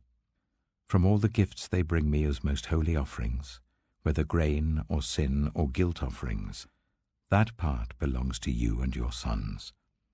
Eat it as something most holy. Every male shall eat it. You must regard it as holy. This also is yours. Whatever is set aside from the gifts of all the wave offerings of the Israelites, I give this to you and your sons and daughters as your perpetual share. Everyone in your household who is ceremonially clean may eat it. I give you all the finest olive oil and all the finest new wine and grain they give to the Lord as the first fruits of their harvest. All the land's first fruits that they bring to the Lord will be yours. Everyone in your household who is ceremonially clean may eat it. Everything in Israel that is devoted to the Lord is yours. The first offspring of every womb, both human and animal, that is offered to the Lord is yours. But you must redeem every firstborn son and every firstborn male of unclean animals. When they are a month old, you must redeem them at the redemption price set at 5 shekels of silver, according to the sanctuary shekel, which weighs 20 gerahs. But you must not redeem the firstborn of an ox, a sheep, or a goat. They are holy. Splash their blood against the altar, and burn their fat as a food offering. an aroma pleasing to the Lord. Their meat is to be yours, just as the breast of the wave offering and the right thigh are yours.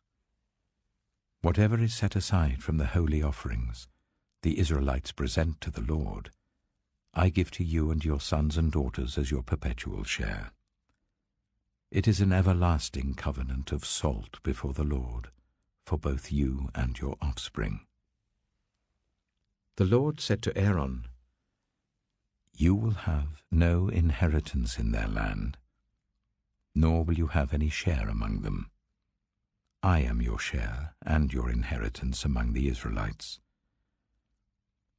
I give to the Levites all the tithes in Israel as their inheritance in return for the work they do while serving at the tent of meeting. From now on, the Israelites must not go near the tent of meeting, or they will bear the consequences of their sin and will die. It is the Levites who are to do the work at the tent of meeting and bear the responsibility for any offences they commit against it. This is a lasting ordinance for the generations to come. They will receive no inheritance among the Israelites. Instead, I give to the Levites as their inheritance the tithes that the Israelites present as an offering to the Lord. That is why I said concerning them, they will have no inheritance among the Israelites. The Lord said to Moses, Speak to the Levites and say to them, When you receive from the Israelites the tithe I give you as your inheritance, you must present 1/10 of that tithe as the Lord's offering. Your offering will be reckoned to you as grain from the threshing floor, or juice from the winepress. In this way you also will present an offering to the Lord from all the tithes you receive from the Israelites. From these tithes you must give the Lord's portion to Aaron the priest.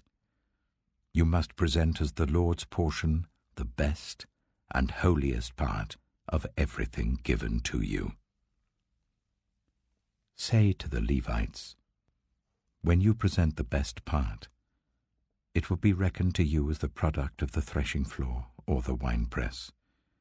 You and your households may eat the rest of it anywhere, for it is your wages for your work at the tent of meeting. By presenting the best part of it, you will not be guilty in this matter.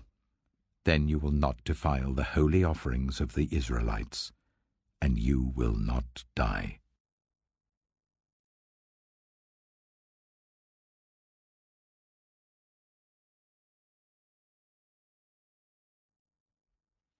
Numbers chapter 19. The Lord said to Moses and Aaron, This is a requirement of the law that the Lord has commanded. Tell the Israelites to bring you a red heifer without defect or blemish, and that has never been under a yoke. Give it to Eleazar the priest. It is to be taken outside the camp and slaughtered in his presence. Then Eleazar the priest is to take some of its blood on his finger and sprinkle it 7 times towards the front of the tent of meeting. While he watches, the heifer is to be burned, its hide, flesh, blood, and intestines. The priest is to take some cedar wood, hyssop, and scarlet wool, and throw them onto the burning heifer. After that, the priest must wash his clothes and bathe himself with water. He may then come into the camp, but he will be ceremonially unclean till evening. The man who burns it must also wash his clothes and bathe with water, and he too will be unclean till evening. A man who is clean shall gather up the ashes of the heifer and put them in a ceremonially clean place outside the camp. They are to be kept by the Israelite community for use in the water of cleansing. It is for purification from sin. The man who gathers up the ashes of the heifer must also wash his clothes, and he too will be unclean till evening. This will be a lasting ordinance both for the Israelites and for the foreigners residing among them. Whoever touches a human corpse will be unclean for 7 days. They must purify themselves with the water on the 3rd day and on the 7th day. Then they will be clean. But if they do not purify themselves on the 3rd and 7th day, they will not be clean. If they fail to purify themselves after touching a human corpse, they defile the Lord's tabernacle. They must be cut off from Israel. Because the water of cleansing has not been sprinkled on them, they are unclean. Their uncleanness remains on them. This is the law that applies when a person dies in a tent. Anyone who enters the tent, and anyone who is in it, will be unclean for 7 days. And every open container without a lid fastened on it will be unclean. Anyone out in the open who touches someone who has been killed with a sword, or someone who has died a natural death, or anyone who touches a human bone or a grave, will be unclean for 7 days. For the unclean person, put some ashes from the burned purification offering into a jar, and pour fresh water over them. Then a man who is ceremonially clean is to take some hyssop, dip it in the water and sprinkle the tent and all the furnishings and the people who were there. He must also sprinkle anyone who has touched a human bone or a grave, or anyone who has been killed, or anyone who has died a natural death. The man who is clean is to sprinkle those who are unclean on the 3rd and 7th days, and on the 7th day he is to purify them. Those who are being cleansed must wash their clothes and bathe with water, and that evening they will be clean. But if those who are unclean do not purify themselves, they must be cut off from the community, because they have defiled the sanctuary of the Lord. The water of cleansing has not been sprinkled on them, and they are unclean. This is a lasting ordinance for them. The man who sprinkles the water of cleansing must also wash his clothes, and anyone who touches the water of cleansing will be unclean till evening. Anything that an unclean person touches becomes unclean, and anyone who touches it becomes unclean till evening.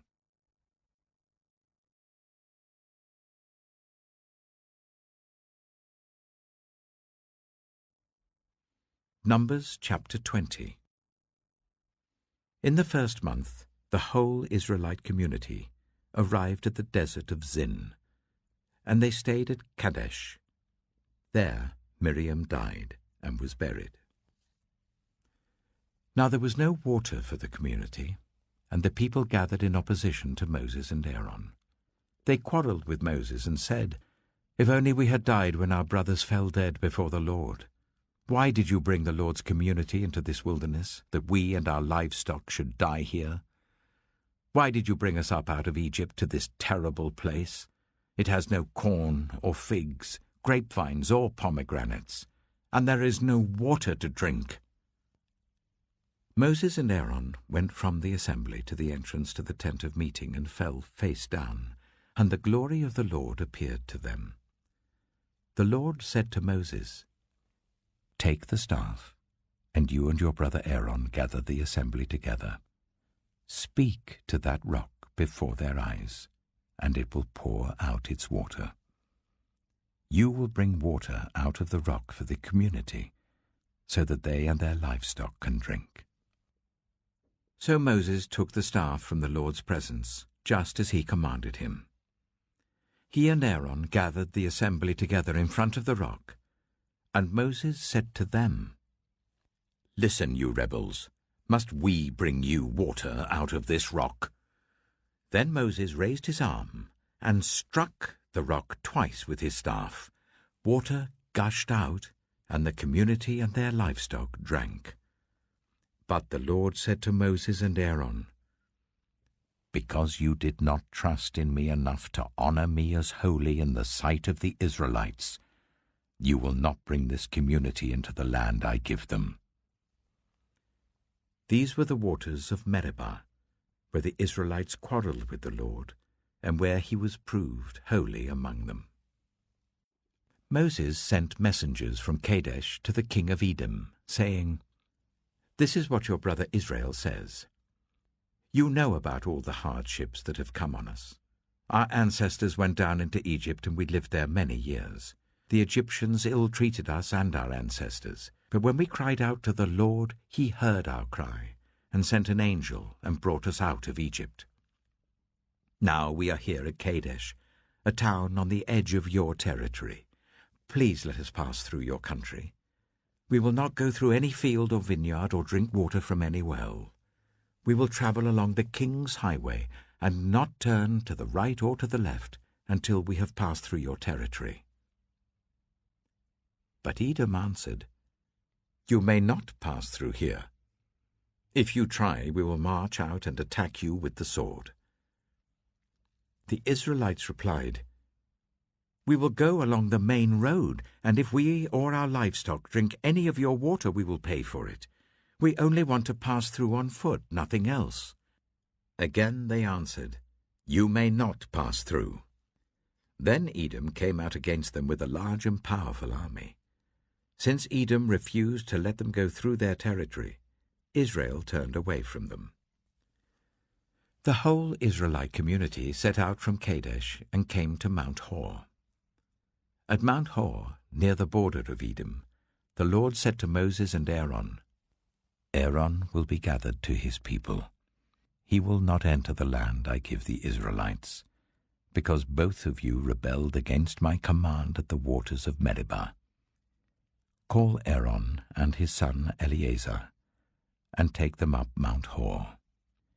Remove Aaron's garments and put them on his son Eleazar, for Aaron will be gathered to his people. He will die there. Moses did as the Lord commanded. They went up Mount Hor in the sight of the whole community. Moses removed Aaron's garments and put them on his son Eleazar, and Aaron died there on top of the mountain. Then Moses and Eleazar came down from the mountain, and when the whole community learned that Aaron had died, all the Israelites mourned for him 30 days.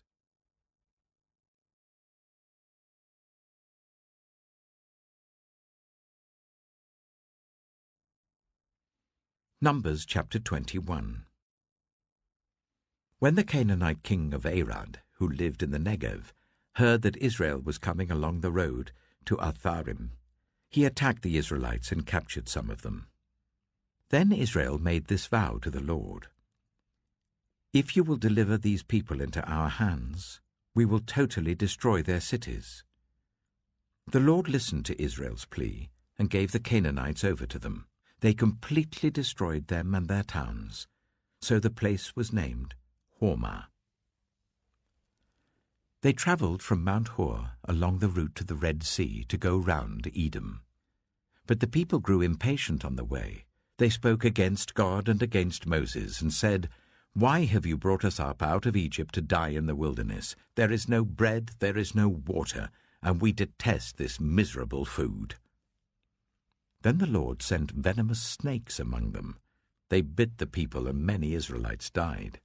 The people came to Moses and said, We sinned when we spoke against the Lord and against you. Pray that the Lord will take the snakes away from us. So Moses prayed for the people. The Lord said to Moses, Make a snake and put it up on a pole. Anyone who is bitten can look at it and live. So Moses made a bronze snake and put it up on a pole. Then, when anyone was bitten by a snake and looked at the bronze snake, they lived. The Israelites moved on and camped at Oboth. Then they set out from Oboth and camped in Abarim, in the wilderness that faces Moab towards the sunrise. From there they moved on and camped in the Zered Valley. They set out from there and camped alongside the Arnon, which is in the wilderness extending into Amorite territory. The Arnon is the border of Moab, between Moab and the Amorites. That is why the book of the wars of the Lord says, Zahab in Zuphah and the ravines, the Arnon and the slopes of the ravines that lead to the settlement of Ar, and lie along the border of Moab. From there they continued on to Beer, the well where the Lord said to Moses, "Gather the people together, and I will give them water." Then Israel sang this song: "Spring up, O well, sing about it, about the well that the princes dug, that the nobles of the people sank, the nobles with scepters and staffs." Then they went from the wilderness to Mattanah, from Mattanah to Nahaliel, from Nahaliel to Bamoth, and from Bamoth to the valley in Moab, where the top of Pisgah overlooks the wasteland. Israel sent messengers to say to Sihon, king of the Amorites, "Let us pass through your country. We will not turn aside into any field or vineyard or drink water from any well. We will travel along the king's highway until we have passed through your territory." But Sihon would not let Israel pass through his territory. He mustered his entire army and marched out into the wilderness against Israel. When he reached Jahaz, he fought with Israel. Israel, however, put him to the sword and took over his land from the Arnon to the Jabbok, but only as far as the Ammonites, because their border was fortified. Israel captured all the cities of the Amorites and occupied them, including Heshbon and all its surrounding settlements. Heshbon was the city of Sihon, king of the Amorites, who had fought against the former king of Moab, and had taken from him all his land as far as the Arnon. That is why the poets say, "Come to Heshbon and let it be rebuilt. Let Sihon's city be restored." Fire went out from Heshbon, a blaze from the city of Sihon. It consumed Ar of Moab, the citizens of Arnon's heights. Woe to you, Moab! You are destroyed, people of Chemosh. He has given up his sons as fugitives and his daughters as captives to Sihon, king of the Amorites. But we have overthrown them. Heshbon's dominion has been destroyed all the way to Dibon, and we have demolished them as far as Nophah, which extends to Medeba. So Israel settled in the land of the Amorites. After Moses had sent spies to Jazer, the Israelites captured its surrounding settlements and drove out the Amorites who were there. Then they turned and went up along the road towards Bashan, and Og, king of Bashan, and his whole army marched out to meet them in battle at Edrei. The Lord said to Moses, "Do not be afraid of him, for I have delivered him into your hands, along with his whole army and his land. Do to him what you did to Sihon, king of the Amorites, who reigned in Heshbon." So they struck him down, together with his sons and his whole army, leaving them no survivors, and they took possession of his land.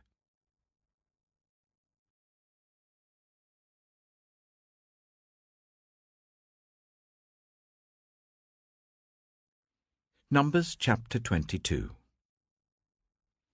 Then the Israelites travelled to the plains of Moab and camped along the Jordan opposite Jericho.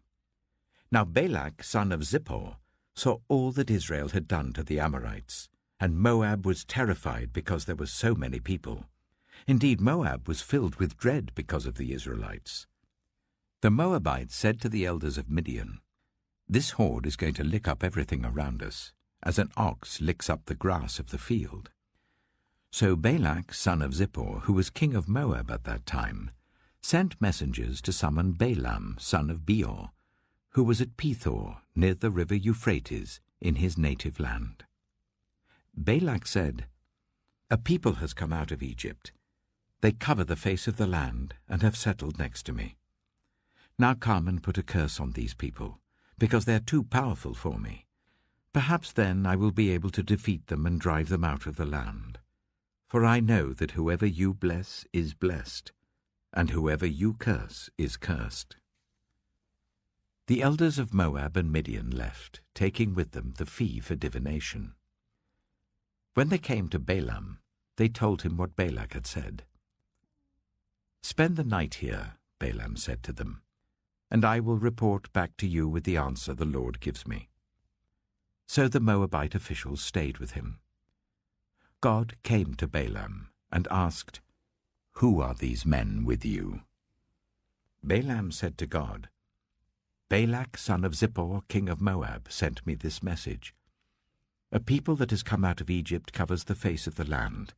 Now come and put a curse on them for me. Perhaps then I will be able to fight them and drive them away." But God said to Balaam, "Do not go with them.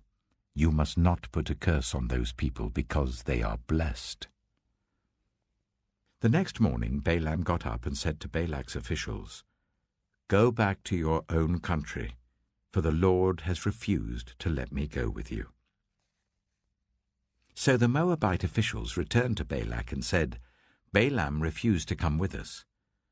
Then Balak sent other officials more numerous and more distinguished than the first. They came to Balaam and said, "This is what Balak son of Zippor says. Do not let anything keep you from coming to me, because I will reward you handsomely and do whatever you say. Come and put a curse on these people for me." But Balaam answered them, "Even if Balak gave me all the silver and gold in his palace, I could not do anything great or small to go beyond the command of the Lord my God. Now spend the night here so that I can find out what else the Lord will tell me." That night God came to Balaam and said, "Since these men have come to summon you, go with them, but do only what I tell you."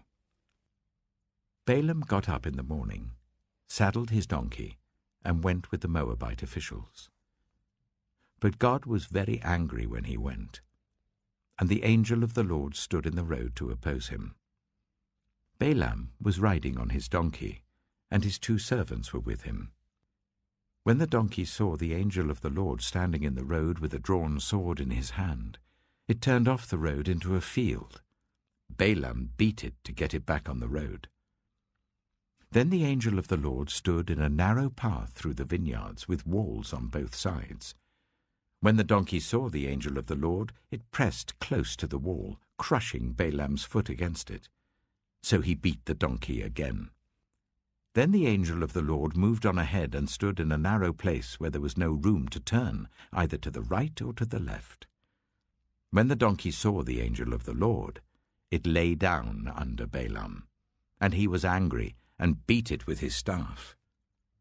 Then the Lord opened the donkey's mouth, and it said to Balaam, "What have I done to you to make you beat me these 3 times?"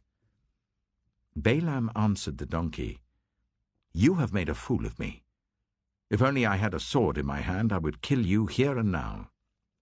The donkey said to Balaam, "Am I not your own donkey, which you have always ridden to this day? Have I been in the habit of doing this to you?" "No," he said. Then the Lord opened Balaam's eyes, and he saw the angel of the Lord standing in the road with his sword drawn. So he bowed low and fell face down. The angel of the Lord asked him, "Why have you beaten your donkey these 3 times? I have come here to oppose you because your path is a reckless one before me. The donkey saw me and turned away from me these 3 times. If it had not turned away, I would certainly have killed you by now, but I would have spared it." Balaam said to the angel of the Lord, "I have sinned. I did not realize you were standing in the road to oppose me. Now, if you are displeased, I will go back." The angel of the Lord said to Balaam, "Go with the men, but speak only what I tell you." So Balaam went with Balak's officials. When Balak heard that Balaam was coming, he went out to meet him at the Moabite town on the Arnon border, at the edge of his territory. Balak said to Balaam, "Did I not send you an urgent summons? Why didn't you come to me? Am I really not able to reward you?" "Well, I've come to you now," Balaam replied, "but I can't say whatever I please. I must speak only what God puts in my mouth." Then Balaam went with Balak to Kiriath-Huzoth. Balak sacrificed cattle and sheep and gave some to Balaam and the officials who were with him. The next morning Balak took Balaam up to Bamoth Baal, and from there he could see the outskirts of the Israelite camp.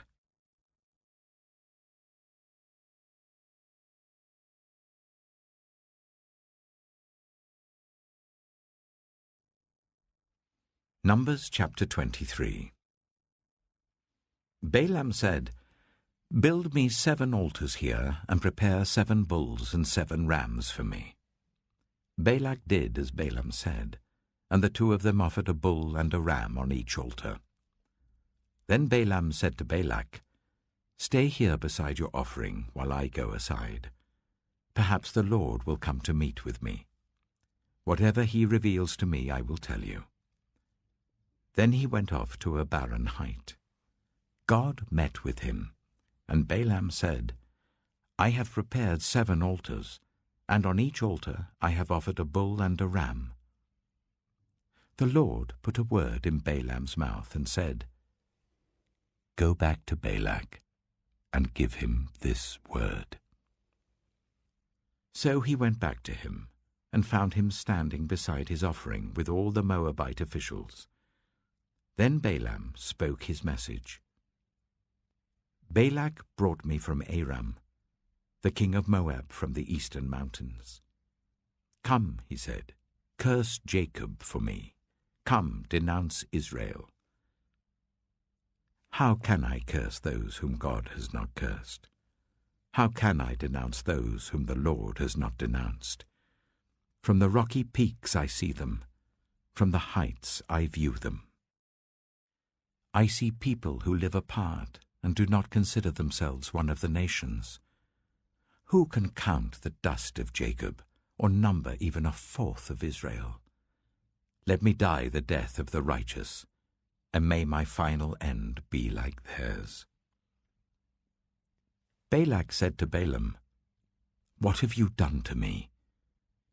I brought you to curse my enemies, but you have done nothing but bless them." He answered, "Must I not speak what the Lord puts in my mouth?" Then Balak said to him, "Come with me to another place where you can see them. You will not see them all, but only the outskirts of their camp, and from there curse them for me." So he took him to the field of Zophim on the top of Pisgah, and there he built 7 altars and offered a bull and a ram on each altar.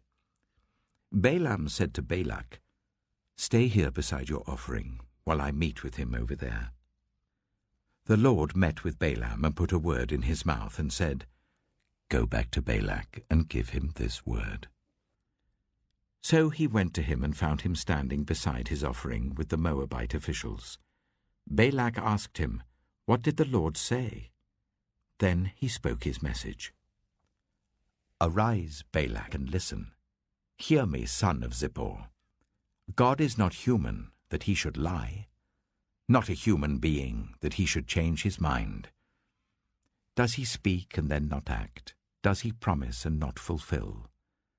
I have received a command to bless. He has blessed, and I cannot change it. No misfortune is seen in Jacob, no misery observed in Israel. The Lord their God is with them. The shout of the king is among them. God brought them out of Egypt. They have the strength of a wild ox. There is no divination against Jacob, no evil omens against Israel. It will now be said of Jacob and of Israel, see what God has done. The people rise like a lioness. They rouse themselves like a lion that does not rest till it devours its prey and drinks the blood of its victims. Then Balak said to Balaam, neither curse them at all, nor bless them at all. Balaam answered, Did I not tell you I must do whatever the Lord says? Then Balak said to Balaam, Come, let me take you to another place. Perhaps it will please God to let you curse them for me from there. And Balak took Balaam to the top of Peor, overlooking the wasteland. Balaam said, Build me 7 altars here, and prepare 7 bulls and 7 rams for me. Balak did as Balaam had said, and offered a bull and a ram on each altar.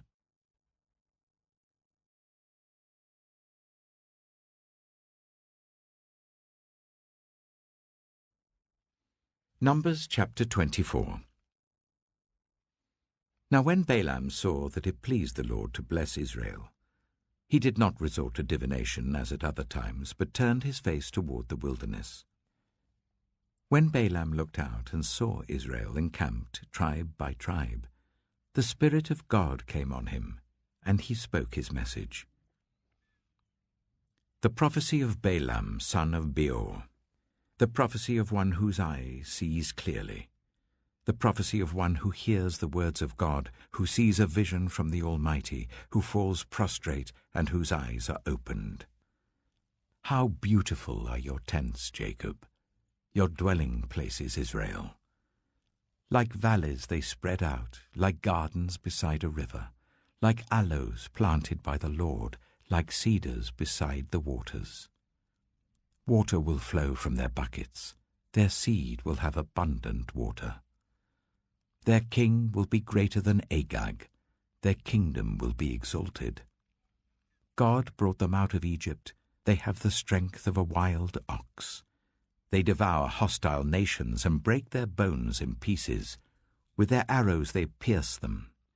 Like a lion they crouch and lie down, like a lioness. Who dares to rouse them? May those who bless you be blessed, and those who curse you be cursed. Then Balak's anger burned against Balaam. He struck his hands together and said to him, I summoned you to curse my enemies, but you have blessed them these 3 times. Now leave at once and go home. I said I would reward you handsomely, but the Lord has kept you from being rewarded. Balaam answered Balak, Did I not tell the messengers you sent me? Even if Balak gave me all the silver and gold in his palace, I could not do anything of my own accord, good or bad, to go beyond the command of the Lord. And I must say only what the Lord says. Now I am going back to my people, but come, let me warn you of what this people will do to your people in days to come. Then he spoke his message. The prophecy of Balaam, son of Beor, the prophecy of one whose eye sees clearly, the prophecy of one who hears the words of God, who has knowledge from the Most High, who sees a vision from the Almighty, who falls prostrate and whose eyes are opened. I see him, but not now. I behold him, but not near. A star will come out of Jacob, a scepter will rise out of Israel. He will crush the foreheads of Moab, the skulls of all the people of Sheth. Edom will be conquered. Seir, his enemy, will be conquered, but Israel will grow strong. A ruler will come out of Jacob and destroy the survivors of the city. Then Balaam saw Amalek and spoke his message. Amalek was first among the nations, but their end will be utter destruction. Then he saw the Kenites and spoke his message. Your dwelling place is secure, your nest is set in a rock, yet you Kenites will be destroyed when Ashur takes you captive. Then he spoke his message. Alas, who can live when God does this? Ships will come from the shores of Cyprus. They will subdue Ashur and Eber, but they too will come to ruin. Then Balaam got up and returned home, and Balak went his own way.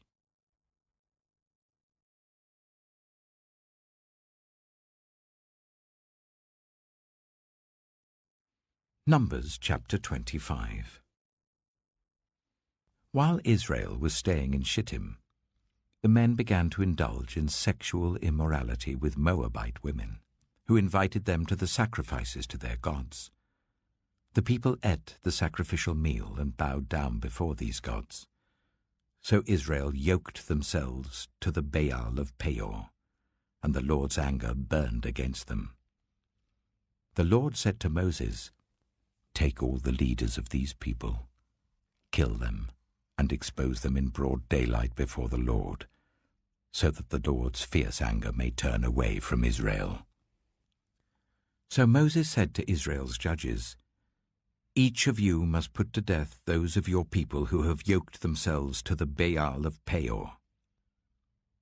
Then an Israelite man brought into the camp a Midianite woman right before the eyes of Moses and the whole assembly of Israel, while they were weeping at the entrance to the tent of meeting. When Phinehas, son of Eleazar, the son of Aaron the priest, saw this, he left the assembly, took a spear in his hand, and followed the Israelite into the tent. He drove the spear into both of them, right through the Israelite man and into the woman's stomach. Then the plague against the Israelites was stopped. But those who died in the plague numbered 24,000. The Lord said to Moses, "Phinehas, son of Eleazar, the son of Aaron the priest, has turned my anger away from the Israelites. Since he was as zealous for my honor among them as I am, I did not put an end to them in my zeal. Therefore tell him, I am making my covenant of peace with him. He and his descendants will have a covenant of a lasting priesthood, because he was zealous for the honor of his God and made atonement for the Israelites." The name of the Israelite who was killed with the Midianite woman was Zimri, son of Salu, the leader of a Simeonite family. And the name of the Midianite woman who was put to death was Cozbi, daughter of Zur, a tribal chief of a Midianite family. The Lord said to Moses, "Treat the Midianites as enemies and kill them. They treated you as enemies when they deceived you in the Peor incident involving their sister Cozbi, the daughter of a Midianite leader, the woman who was killed when the plague came as a result of that incident."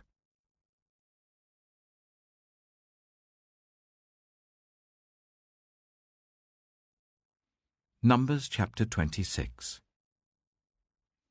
After the plague, the Lord said to Moses and Eleazar, son of Aaron the priest, "Take a census of the whole Israelite community by families, all those 20 years old or more who were able to serve in the army of Israel." So on the plains of Moab by the Jordan opposite Jericho, Moses and Eleazar the priest spoke with them and said, "Take a census of men 20 years old or more, as the Lord commanded Moses." These were the Israelites who came out of Egypt. The descendants of Reuben, the firstborn son of Israel, were, through Hanok, the Hanokite clan, through Palu, the Paluite clan, through Hezron, the Hezronite clan, through Carmi, the Carmite clan. These were the clans of Reuben.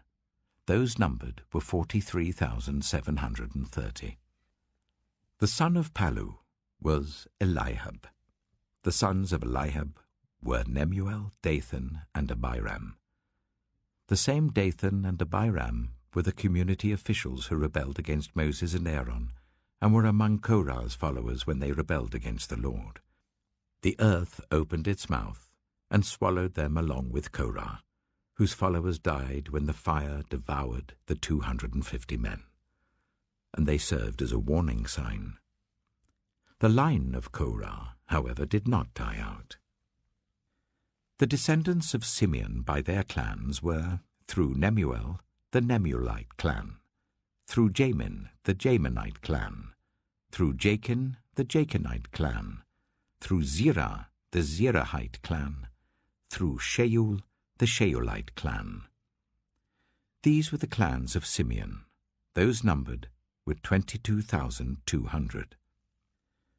The descendants of Gad by their clans were, through Zephon, the Zephonite clan, through Haggai, the Haggite clan, through Shunai, the Shunite clan, through Ozni, the Oznite clan, through Eri, the Erite clan, through Arodai, the Arodite clan, through Areli, the Arelite clan.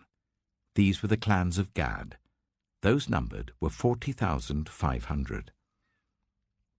And Onan were sons of Judah, but they died in Canaan. The descendants of Judah by their clans were, through Shelah, the Shelanite clan, through Perez, the Perezite clan, through Zerah, the Zerahite clan. The descendants of Perez were, through Hezron, the Hezronite clan, through Hamul, the Hamulite clan. These were the clans of Judah. Those numbered were 76,500. The descendants of Issachar by their clans were, through Tola, the Tolaite clan, through Puah, the Puahite clan, through Jashab, the Jashabite clan, through Shimron, the Shimronite clan. These were the clans of Issachar. Those numbered were 64,300. The descendants of Zebulun by their clans were, through Sered, the Seredite clan, through Elon, the Elonite clan, through Jaliel, the Jalielite clan. These were the clans of Zebulun. Those numbered were 60,500. The descendants of Joseph by their clans through Manasseh and Ephraim were, the descendants of Manasseh through Machir, the Machirite clan. Machir was the father of Gilead. Through Gilead, the Gileadite clan. These were the descendants of Gilead. Through Iezer, the Iezerite clan. Through Helek, the Helekite clan. Through Asriel, the Asrielite clan. Through Shechem, the Shechemite clan. Through Shemida, the Shemidite clan. Through Hepher, the Hepherite clan. Zelophehad, son of Hepher, had no sons. He had only daughters, whose names were Mahlah, Noah, Hoglah, Milcah, and Tirzah. These were the clans of Manasseh. Those numbered were 52,700. These were the descendants of Ephraim by their clans. Through Shuthelah, the Shuthelahite clan. Through Becher, the Becherite clan. Through Tehan, the Tehanite clan. These were the descendants of Shuthelah, through Eron, the Eronite clan. These were the clans of Ephraim. Those numbered were 32,500. These were the descendants of Joseph by their clans. The descendants of Benjamin by their clans were, through Bela, the Belaite clan, through Ashbel, the Ashbelite clan, through Ahiram, the Ahiramite clan, through Shupham, the Shuphamite clan, through Hupham, the Huphamite clan. The descendants of Bela through Ard and Naaman were, through Ard, the Ardite clan, through Naaman, the Naamite clan. These were the clans of Benjamin. Those numbered were 45,600. These were the descendants of Dan by their clans, through Shuham, the Shuhamite clan. These were the clans of Dan. All of them were Shuhamite clans, and those numbered were 64,400. The descendants of Asher by their clans were, through Imnah, the Imnite clan, through Ishvi, the Ishvite clan, through Beriah, the Beriahite clan, and through the descendants of Beriah, through Heber, the Heberite clan, through Malkiel, the Malkielite clan. Asher had a daughter named Sirah. These were the clans of Asher. Those numbered were 53,400. The descendants of Naphtali by their clans were, through Jaziel, the Jazielite clan, through Gunai, the Gunite clan, through Jezer, the Jezerite clan, through Shillem, the Shillemite clan. These were the clans of Naphtali. Those numbered were 45,400. The total number of the men of Israel was 601,730. The Lord said to Moses, "The land is to be allotted to them as an inheritance based on the number of names. To a larger group give a larger inheritance, and to a smaller group a smaller one. Each is to receive its inheritance according to the number of those listed. Be sure that the land is distributed by lot. What each group inherits will be according to the names for its ancestral tribe. Each inheritance is to be distributed by lot among the larger and smaller groups." These were the Levites who were counted by their clans. through Gershon the Gershonite clan, through Kohath the Kohathite clan, through Merari the Merarite clan. These also were Levite clans, the Libnite clan, the Hebronite clan, the Marlite clan, the Mushite clan, the Korahite clan. Kohath was the forefather of Amram. The name of Amram's wife was Jochebed, a descendant of Levi who was born to the Levites in Egypt. To Amram she bore Aaron, Moses, and their sister Miriam. Aaron was the father of Nadab and Abihu, Eleazar and Ithamar. But Nadab and Abihu died when they made an offering before the Lord with unauthorized fire. All the male Levites a month old or more numbered 23,000. They were not counted along with the other Israelites because they received no inheritance among them. These are the ones counted by Moses and Eleazar the priest when they counted the Israelites on the plains of Moab by the Jordan opposite Jericho. Not one of them was among those counted by Moses and Aaron the priest when they counted the Israelites in the desert of Sinai. For the Lord had told those Israelites they would surely die in the wilderness, and not one of them was left except Caleb, son of Jephunneh, and Joshua, son of Nun.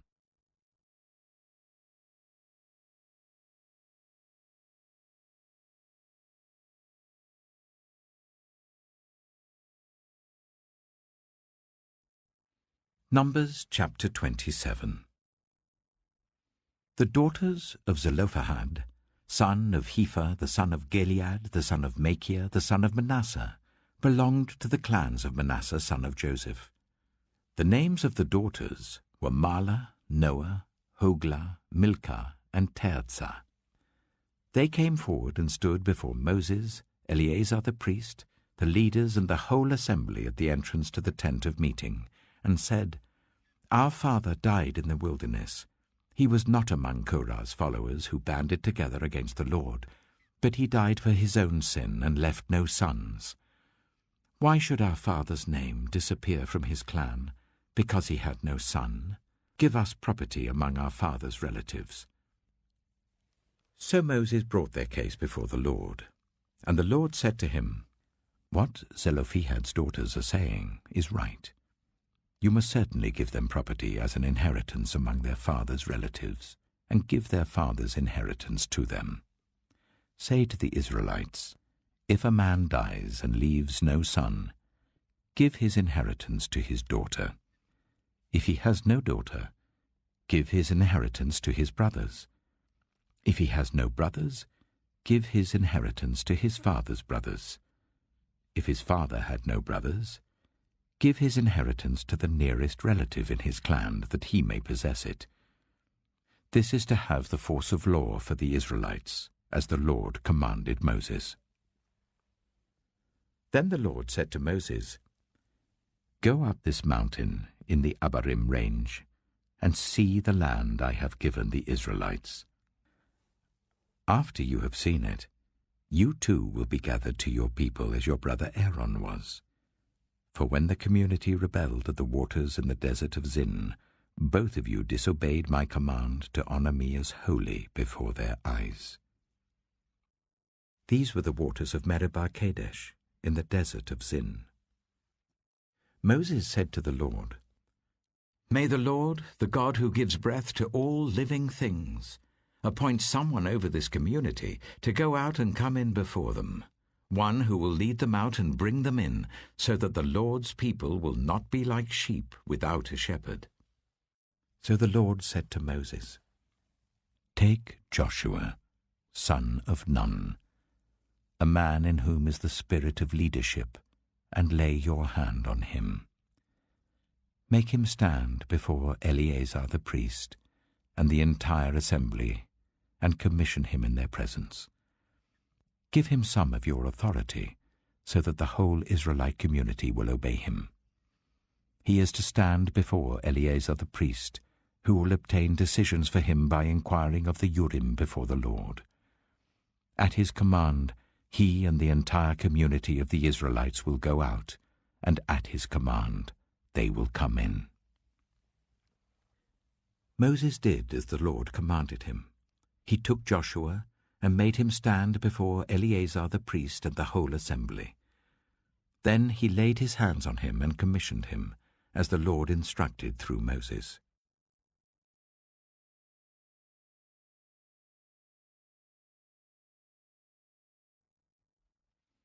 Numbers chapter 28. The Lord said to Moses, "Give this command to the Israelites, and say to them, Make sure that you present to me at the appointed time my food offerings, as an aroma pleasing to me. Say to them, This is the food offering you are to present to the Lord. 2 lambs a year old without defect as a regular burnt offering each day. Offer 1 lamb in the morning and the other at twilight, together with a grain offering of 1/10 of an ephah of the finest flour, mixed with 1/4 of a hin of oil from pressed olives. This is the regular burnt offering instituted at Mount Sinai as a pleasing aroma, a food offering presented to the Lord. The accompanying drink offering is to be 1/4 of a hin of fermented drink with each lamb. Pour out the drink offering to the Lord at the sanctuary. Offer the 2nd lamb at twilight, along with the same kind of grain offering and drink offering that you offer in the morning. This is a food offering, an aroma pleasing to the Lord. On the Sabbath day, make an offering of 2 lambs a year old without defect, together with its drink offering, and a grain offering of 1/5 of an ephah of the finest flour mixed with olive oil. This is the burnt offering for every Sabbath, in addition to the regular burnt offering and its drink offering. On the 1st of every month, present to the Lord a burnt offering of 2 young bulls, 1 ram, and 7 male lambs a year old, all without defect. With each bull there is to be a grain offering of 3/10 of an ephah of the finest flour mixed with oil. With the ram, a grain offering of 1/5 of an ephah of the finest flour mixed with oil. And with each lamb, a grain offering of 1/10 of an ephah of the finest flour mixed with oil. This is for a burnt offering, a pleasing aroma, a food offering presented to the Lord. With each bull, there is to be a drink offering of 1/2 a hin of wine. With a ram, 1/3 of a hin, and with each lamb, 1/4 of a hin. This is the monthly burnt offering to be made at each new moon during the year. Besides the regular burnt offering with its drink offering, 1 male goat is to be presented to the Lord as a sin offering. On the 14th day of the 1st month, the Lord's Passover is to be held. On the 15th day of this month, there is to be a festival. For 7 days eat bread made without yeast. On the 1st day hold a sacred assembly, and do not do any of your ordinary work. Present to the Lord a food offering consisting of a burnt offering of 2 young bulls, 1 ram, and 7 male lambs a year old, all without defect. With each bull, offer a grain offering of 3/10 of an ephah of the finest flour mixed with oil. With the ram, 1/5, and with each of the 7 lambs, 1/10. Include 1 male goat as a sin offering to make atonement for you. Offer these in addition to the regular morning burnt offerings. In this way, present the food offering every day for 7 days as an aroma pleasing to the Lord. It is to be offered in addition to the regular burnt offering and its drink offering. On the 7th day, hold a sacred assembly and do not do any ordinary work. On the day of first fruits, when you present to the Lord an offering of new grain during the festival of weeks, hold a sacred assembly and do not do any of your ordinary work. Present a burnt offering of 2 young bulls, 1 ram, and 7 male lambs a year old as an aroma pleasing to the Lord. With each bull there is to be a grain offering of 3/10 of an ephah of the finest flour mixed with oil. With the ram, 1/5, and with each of the 7 lambs, 1/10. Include 1 male goat to make atonement for you. Offer these together with their drink offerings, in addition to the regular burnt offering and its grain offering. Be sure the animals are without defect.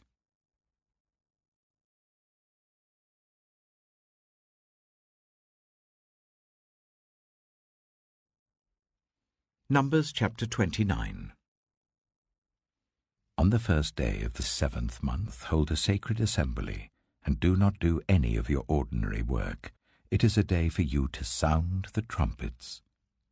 As an aroma pleasing to the Lord, offer a burnt offering of 1 young bull, 1 ram, and 7 male lambs a year old, all without defect. With the bull offer a grain offering of 3/10 of an ephah of the finest flour mixed with olive oil. With the ram, 1/5, and with each of the 7 lambs, 1/10. Include 1 male goat as a sin offering to make atonement for you. These are in addition to the monthly and daily burnt offerings with their grain offerings and drink offerings as specified. They are food offerings presented to the Lord, a pleasing aroma. On the 10th day of this 7th month, hold a sacred assembly. You must deny yourselves and do no work. Present as an aroma pleasing to the Lord a burnt offering of 1 young bull, 1 ram, and 7 male lambs a year old, all without defect. With the bull offer a grain offering of 3/10 of an ephah of the finest flour mixed with oil. With the ram, 1/5, and with each of the 7 lambs, 1/10. Include 1 male goat as a sin offering, in addition to the sin offering for atonement and the regular burnt offering with its grain offering and their drink offerings. On the 15th day of the 7th month, hold a sacred assembly, and do not do any ordinary work. Celebrate a festival to the Lord for 7 days.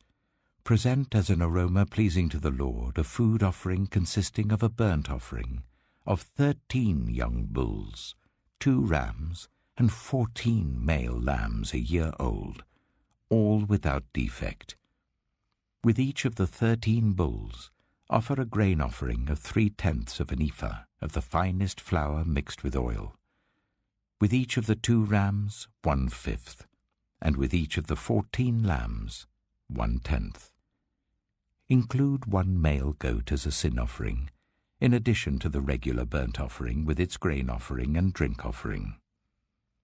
On the 2nd day, offer 12 young bulls, 2 rams and 14 male lambs a year old, all without defect. With the bulls, rams, and lambs, offer their grain offerings and drink offerings according to the number specified. Include 1 male goat as a sin offering, in addition to the regular burnt offering with its grain offering and their drink offerings. On the 3rd day, offer 11 bulls, 2 rams, and 14 male lambs a year old, all without defect. With the bulls, rams, and lambs, offer their grain offerings and drink offerings according to the number specified. Include 1 male goat as a sin offering, in addition to the regular burnt offering with its grain offering and drink offering.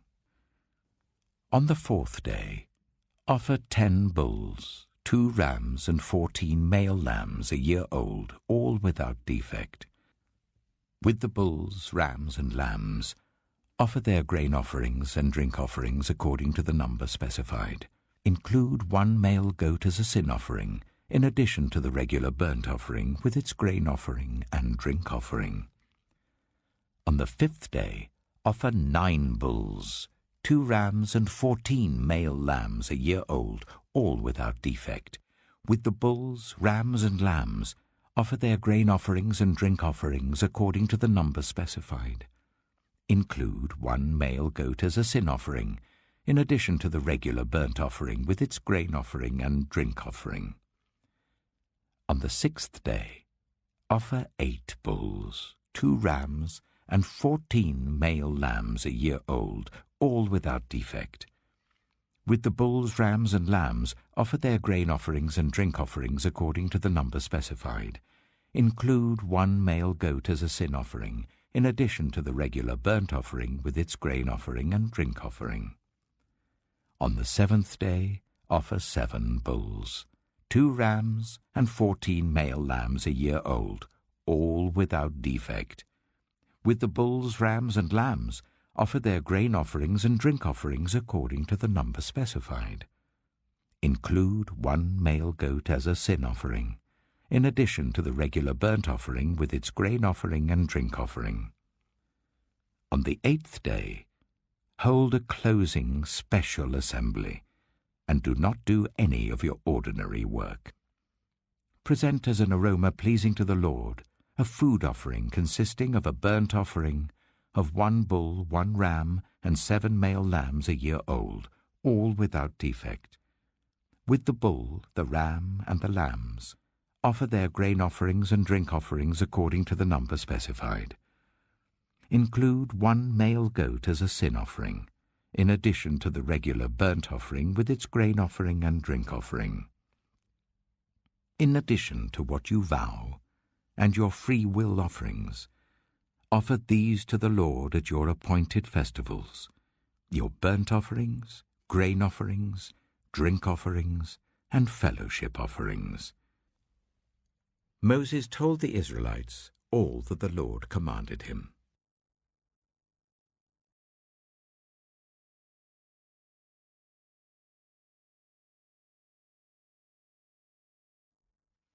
Numbers chapter 30.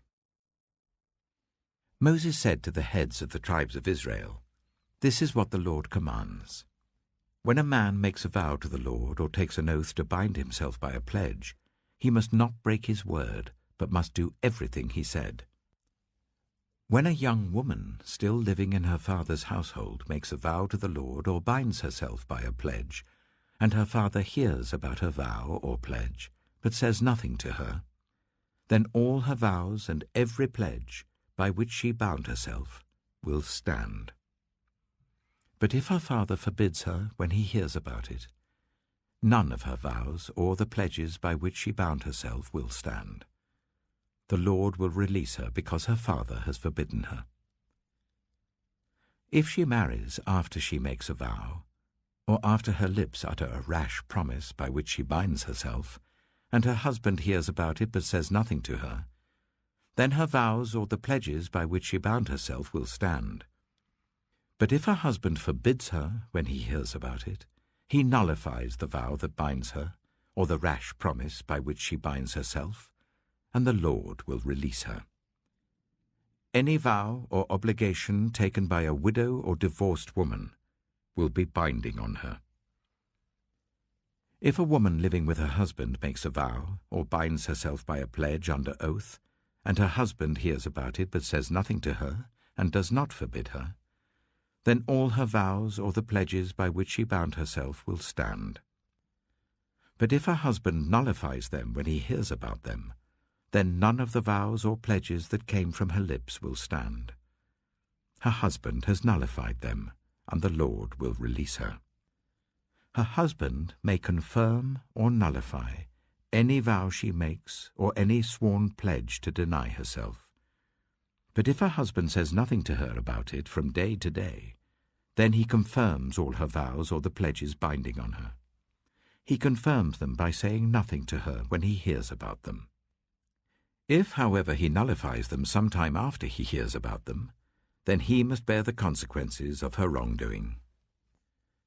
These are the regulations the Lord gave Moses concerning relationships between a man and his wife, and between a father and his young daughter still living at home.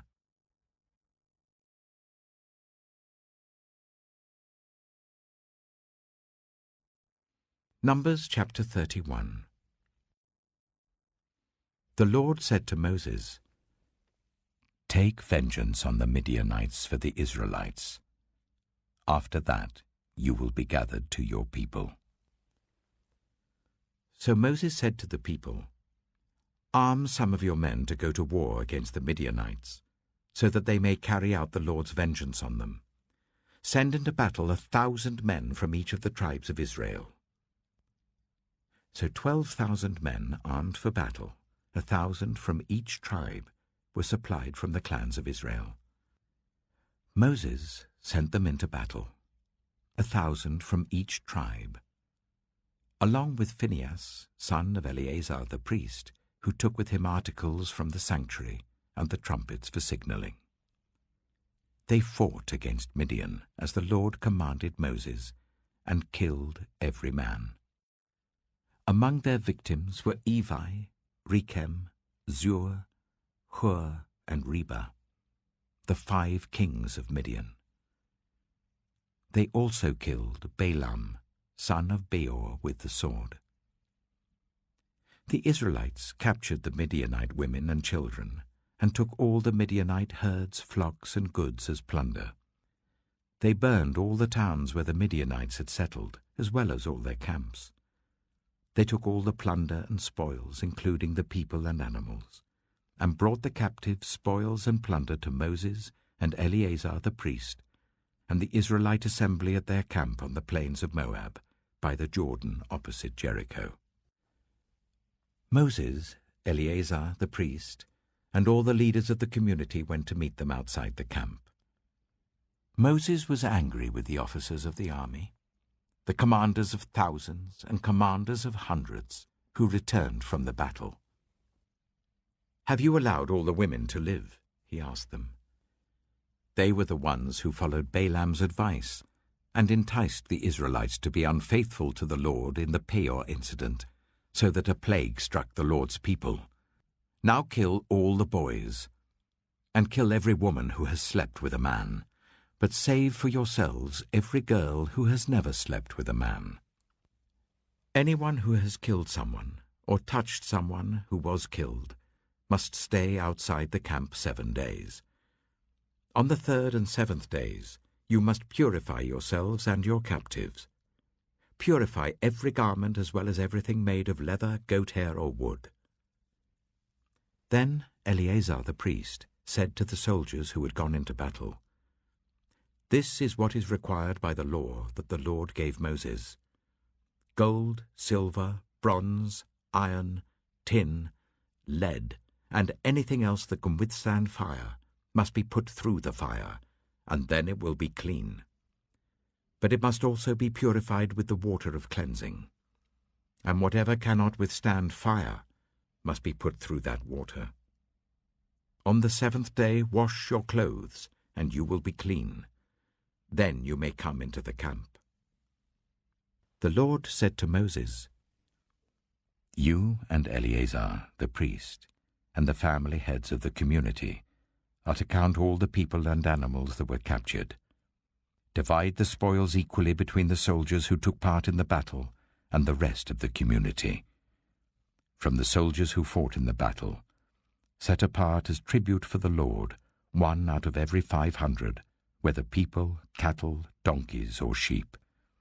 Take this tribute from their half share and give it to Eleazar the priest as the Lord's part. From the Israelites' half, select 1 out of every 50, whether people, cattle, donkeys, sheep, or other animals. Give them to the Levites, who are responsible for the care of the Lord's tabernacle." So Moses and Eleazar the priest did as the Lord commanded Moses. The plunder remaining from the spoils that the soldiers took was 675,000 sheep, 72,000 cattle, 61,000 donkeys, and 32,000 women who had never slept with a man. The half share of those who fought in the battle was 337,500 sheep, of which the tribute for the Lord was 675. 36,000 cattle, of which the tribute for the Lord was 72. 30,500 donkeys, of which the tribute for the Lord was 61. 16,000 people, of whom the tribute for the Lord was 32.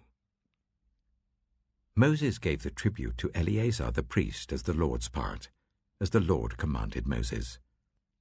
The half belonging to the Israelites, which Moses set apart from that of the fighting men, the community's half, was 337,500 sheep, 36,000 cattle, 30,500 donkeys, and 16,000 people. From the Israelites' half, Moses selected one out of every 50 people and animals, as the Lord commanded him, and gave them to the Levites, who were responsible for the care of the Lord's tabernacle. Then the officers who were over the units of the army, the commanders of thousands and commanders of hundreds, went to Moses and said to him, "Your servants have counted the soldiers under our command, and not one is missing. So we have brought as an offering to the Lord the gold articles each of us acquired, armlets, bracelets, signet rings, earrings, and necklaces, to make atonement for ourselves before the Lord." Moses and Eleazar the priest accepted from them the gold, all the handcrafted articles. All the gold from the commanders of thousands and commanders of hundreds that Moses and Eleazar presented as a gift to the Lord weighed 16,750 shekels. Each soldier had taken plunder for himself. Moses and Eleazar the priest accepted the gold from the commanders of thousands and commanders of hundreds, and brought it into the tent of meeting as a memorial for the Israelites before the Lord.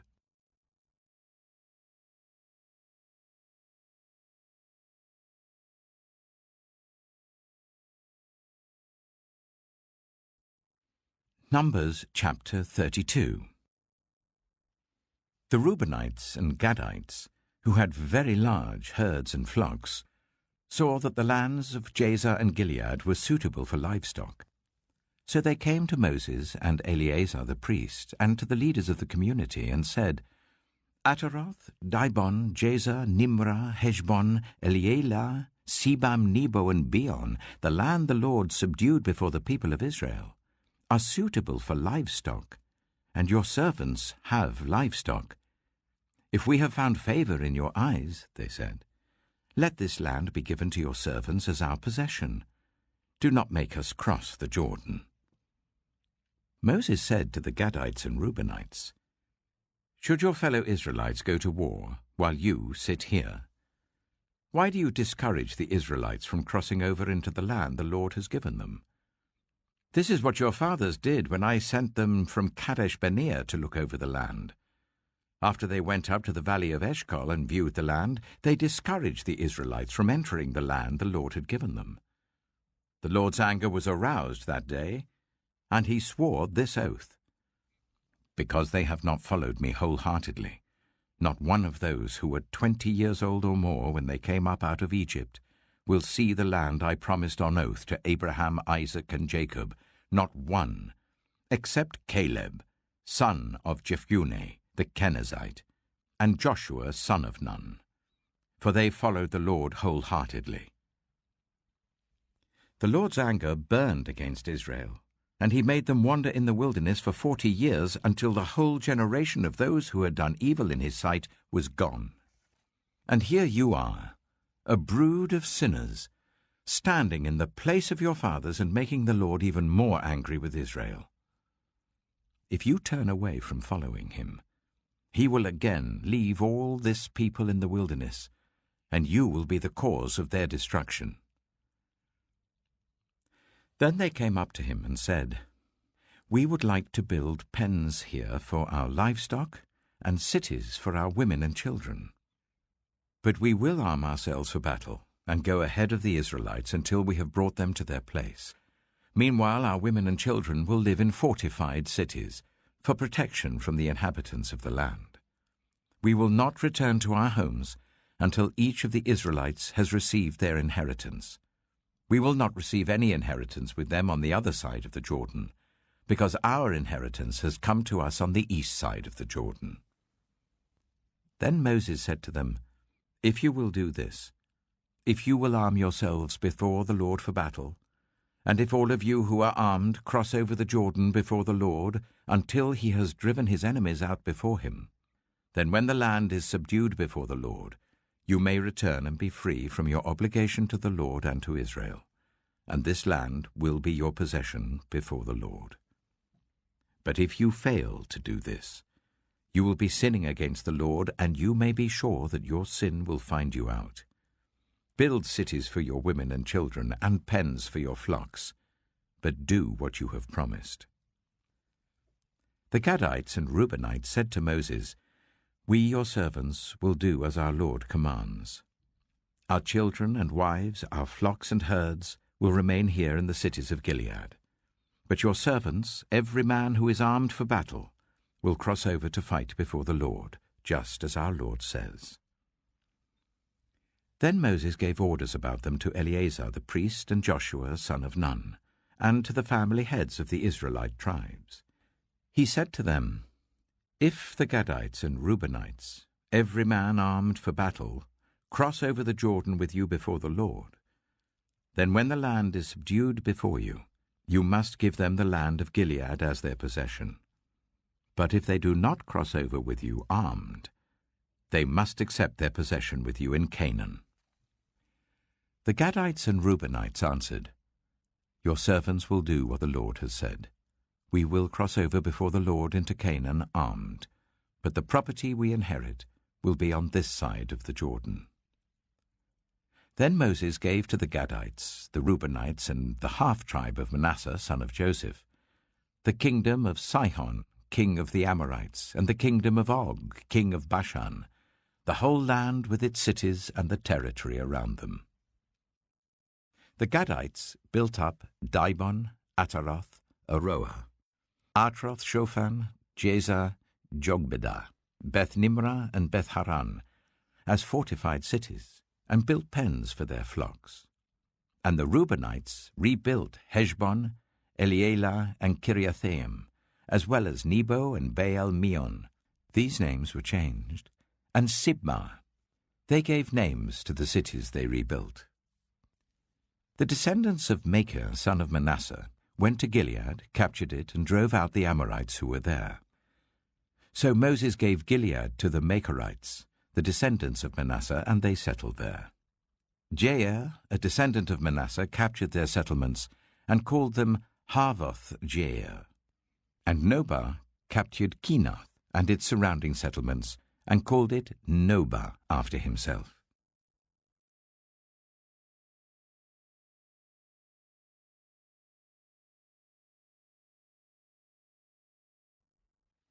Numbers chapter 33. Here are the stages in the journey of the Israelites when they came out of Egypt by divisions under the leadership of Moses and Aaron. At the Lord's command, Moses recorded the stages in their journey. This is their journey by stages. The Israelites set out from Ramesses on the 15th day of the first month, the day after the Passover. They marched out defiantly in full view of all the Egyptians, who were burying all their firstborn whom the Lord had struck down among them, for the Lord had brought judgment on their gods. The Israelites left Ramesses and camped at Succoth. They left Succoth and camped at Etham on the edge of the desert. They left Etham and turned back to Pi-hahiroth, to the east of Baal-zephon, and camped near Migdol. They left Pi-hahiroth and passed through the sea into the desert, and when they had travelled for 3 days in the desert of Etham, they camped at Marah. They left Marah and went to Elim, where there were 12 springs and 70 palm trees, and they camped there. They left Elim and camped by the Red Sea. They left the Red Sea and camped in the desert of Sin. They left the desert of Sin and camped at Dophkah. They left Dophkah and camped at Ailush. They left Ailush and camped at Rephidim, where there was no water for the people to drink. They left Rephidim and camped in the desert of Sinai. They left the desert of Sinai and camped at Kibroth Hattaavah. They left Kibroth Hattaavah and camped at Hazeroth. They left Hazeroth and camped at Rithmah. They left Rithmah and camped at Rimmon-Perez. They left Rimmon-Perez and camped at Libnah. They left Libnah and camped at Rissah. They left Rissah and camped at Kihaleath. They left Kihaleath and camped at Mount Shepher. They left Mount Shepher and camped at Haredah. They left Haredah and camped at Makheloth. They left Makheloth and camped at Teath. They left Teath and camped at Tirah. They left Tirah and camped at Mithkah. They left Mithkah and camped at Hashmonah. They left Hashmonah and camped at Moseroth. They left Moseroth and camped at Bene Jaakan. They left Bene Jaakan and camped at Hor Hagidgad.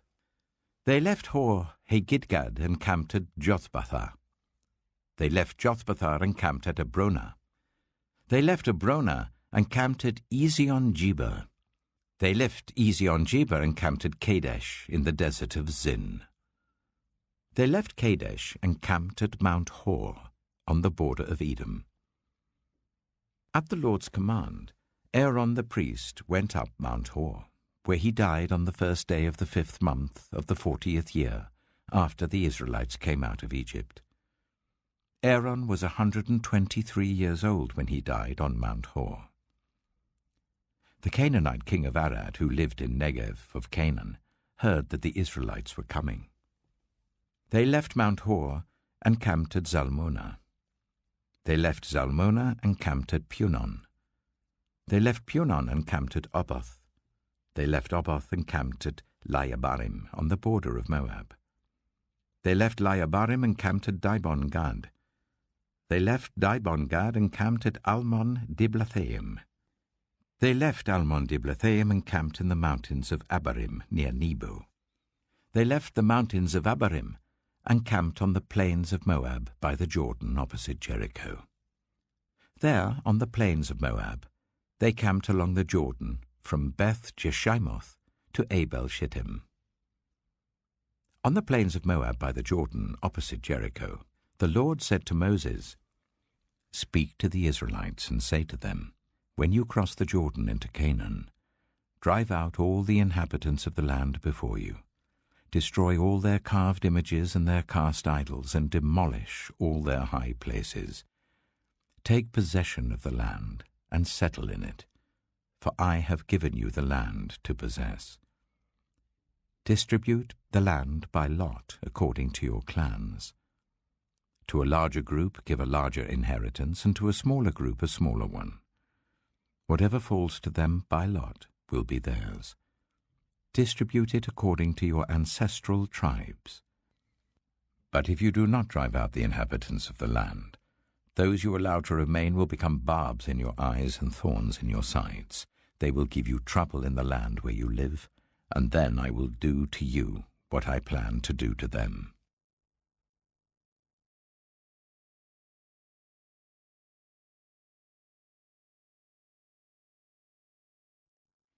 Numbers chapter 34.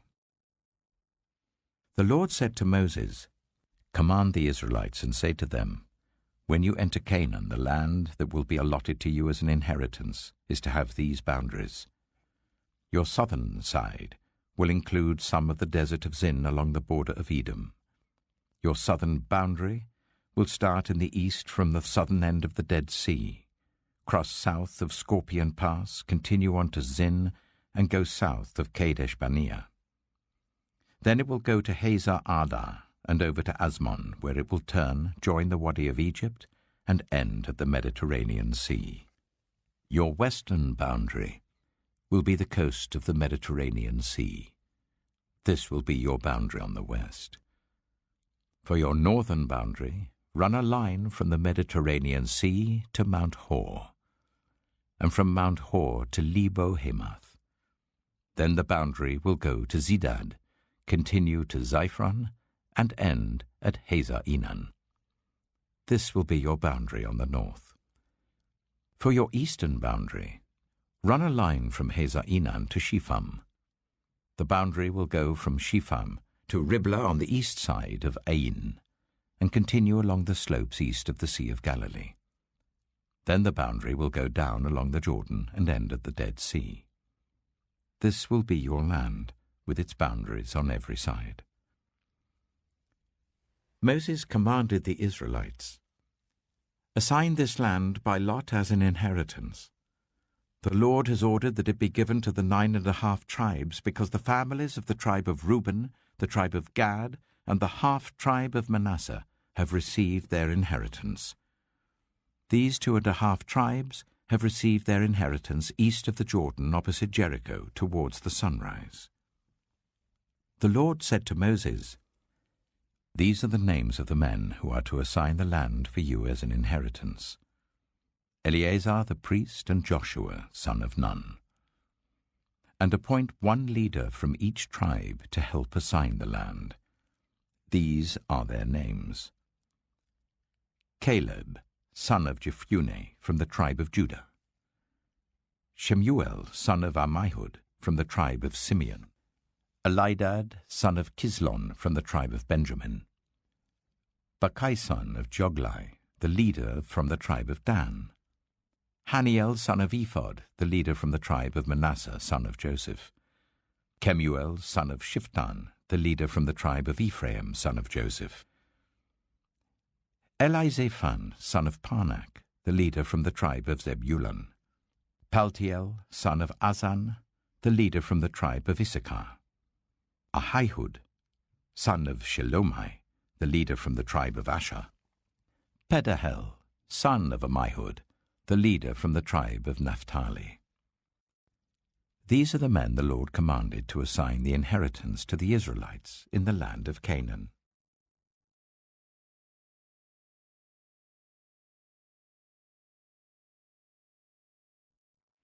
Numbers chapter 35.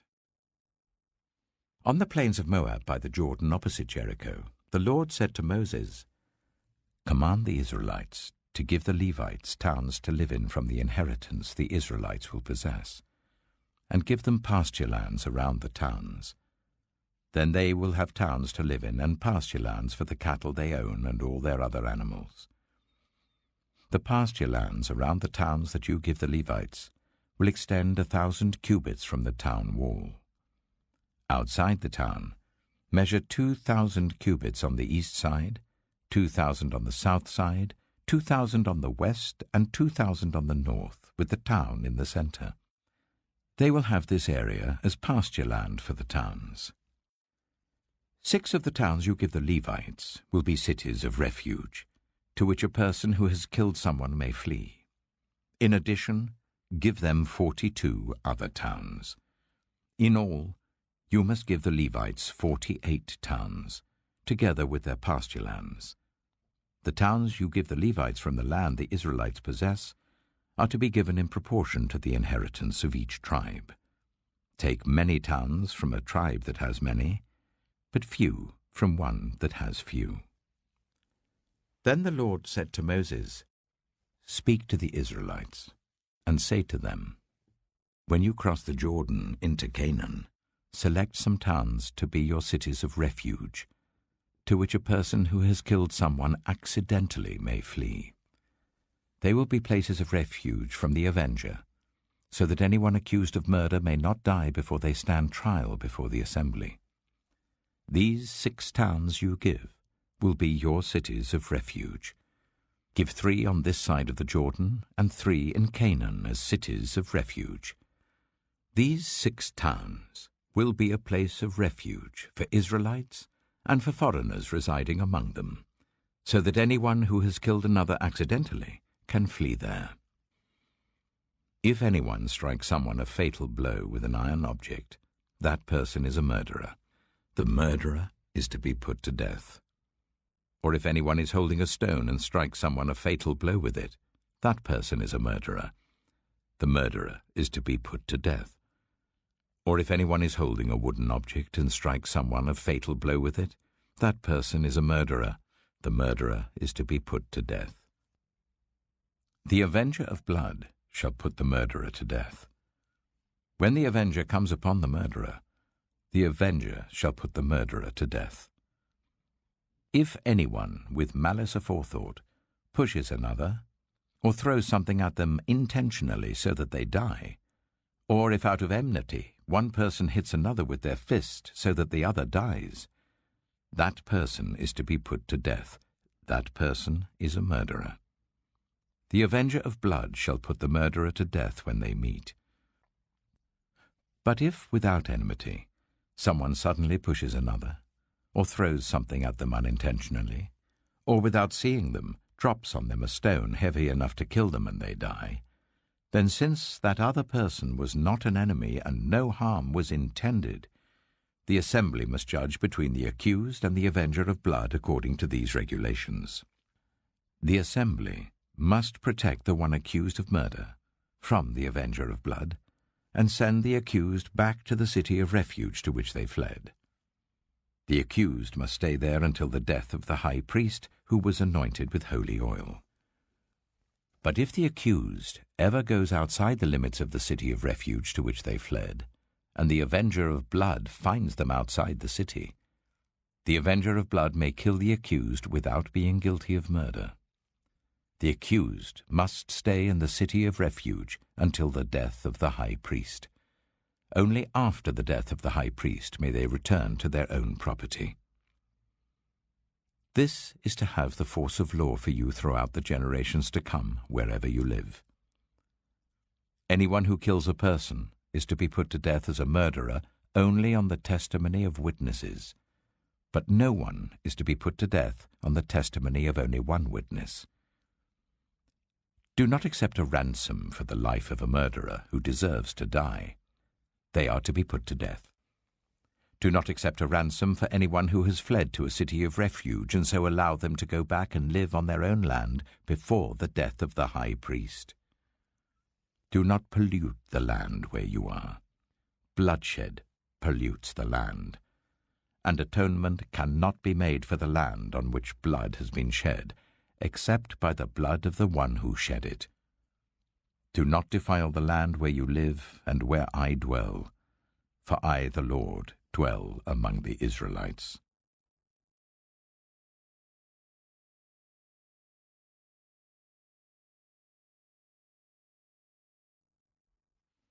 Numbers chapter 36. The family heads of the clan of Gilead, son of Machir, the son of Manasseh, who were from the clans of the descendants of Joseph, came and spoke before Moses and the leaders, the heads of the Israelite families.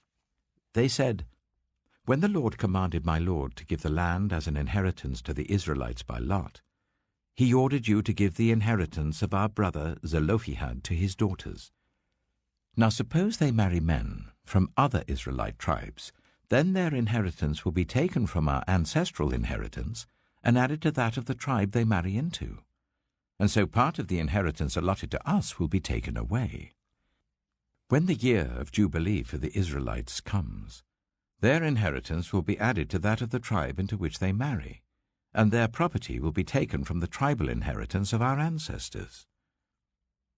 Then at the Lord's command, Moses gave this order to the Israelites. What the tribe of the descendants of Joseph is saying is right. This is what the Lord commands for Zelophehad's daughters. They may marry anyone they please, as long as they marry within their father's tribal clan. No inheritance in Israel is to pass from one tribe to another, for every Israelite shall keep the tribal inheritance of their ancestors. Every daughter who inherits the land in any Israelite tribe must marry someone in her father's tribal clan, so that every Israelite will possess the inheritance of their ancestors. No inheritance may pass from one tribe to another, for each Israelite tribe is to keep the land it inherits. So Zelophehad's daughters did as the Lord commanded Moses. Zelophehad's daughters, Mahlah, Tirzah, Hoglah, Milcah, and Noah, married their cousins on their father's side. They married within the clans of the descendants of Manasseh son of Joseph, and their inheritance remained in their father's tribe and clan. These are the commands and regulations the Lord gave through Moses to the Israelites on the plains of Moab, by the Jordan, opposite Jericho.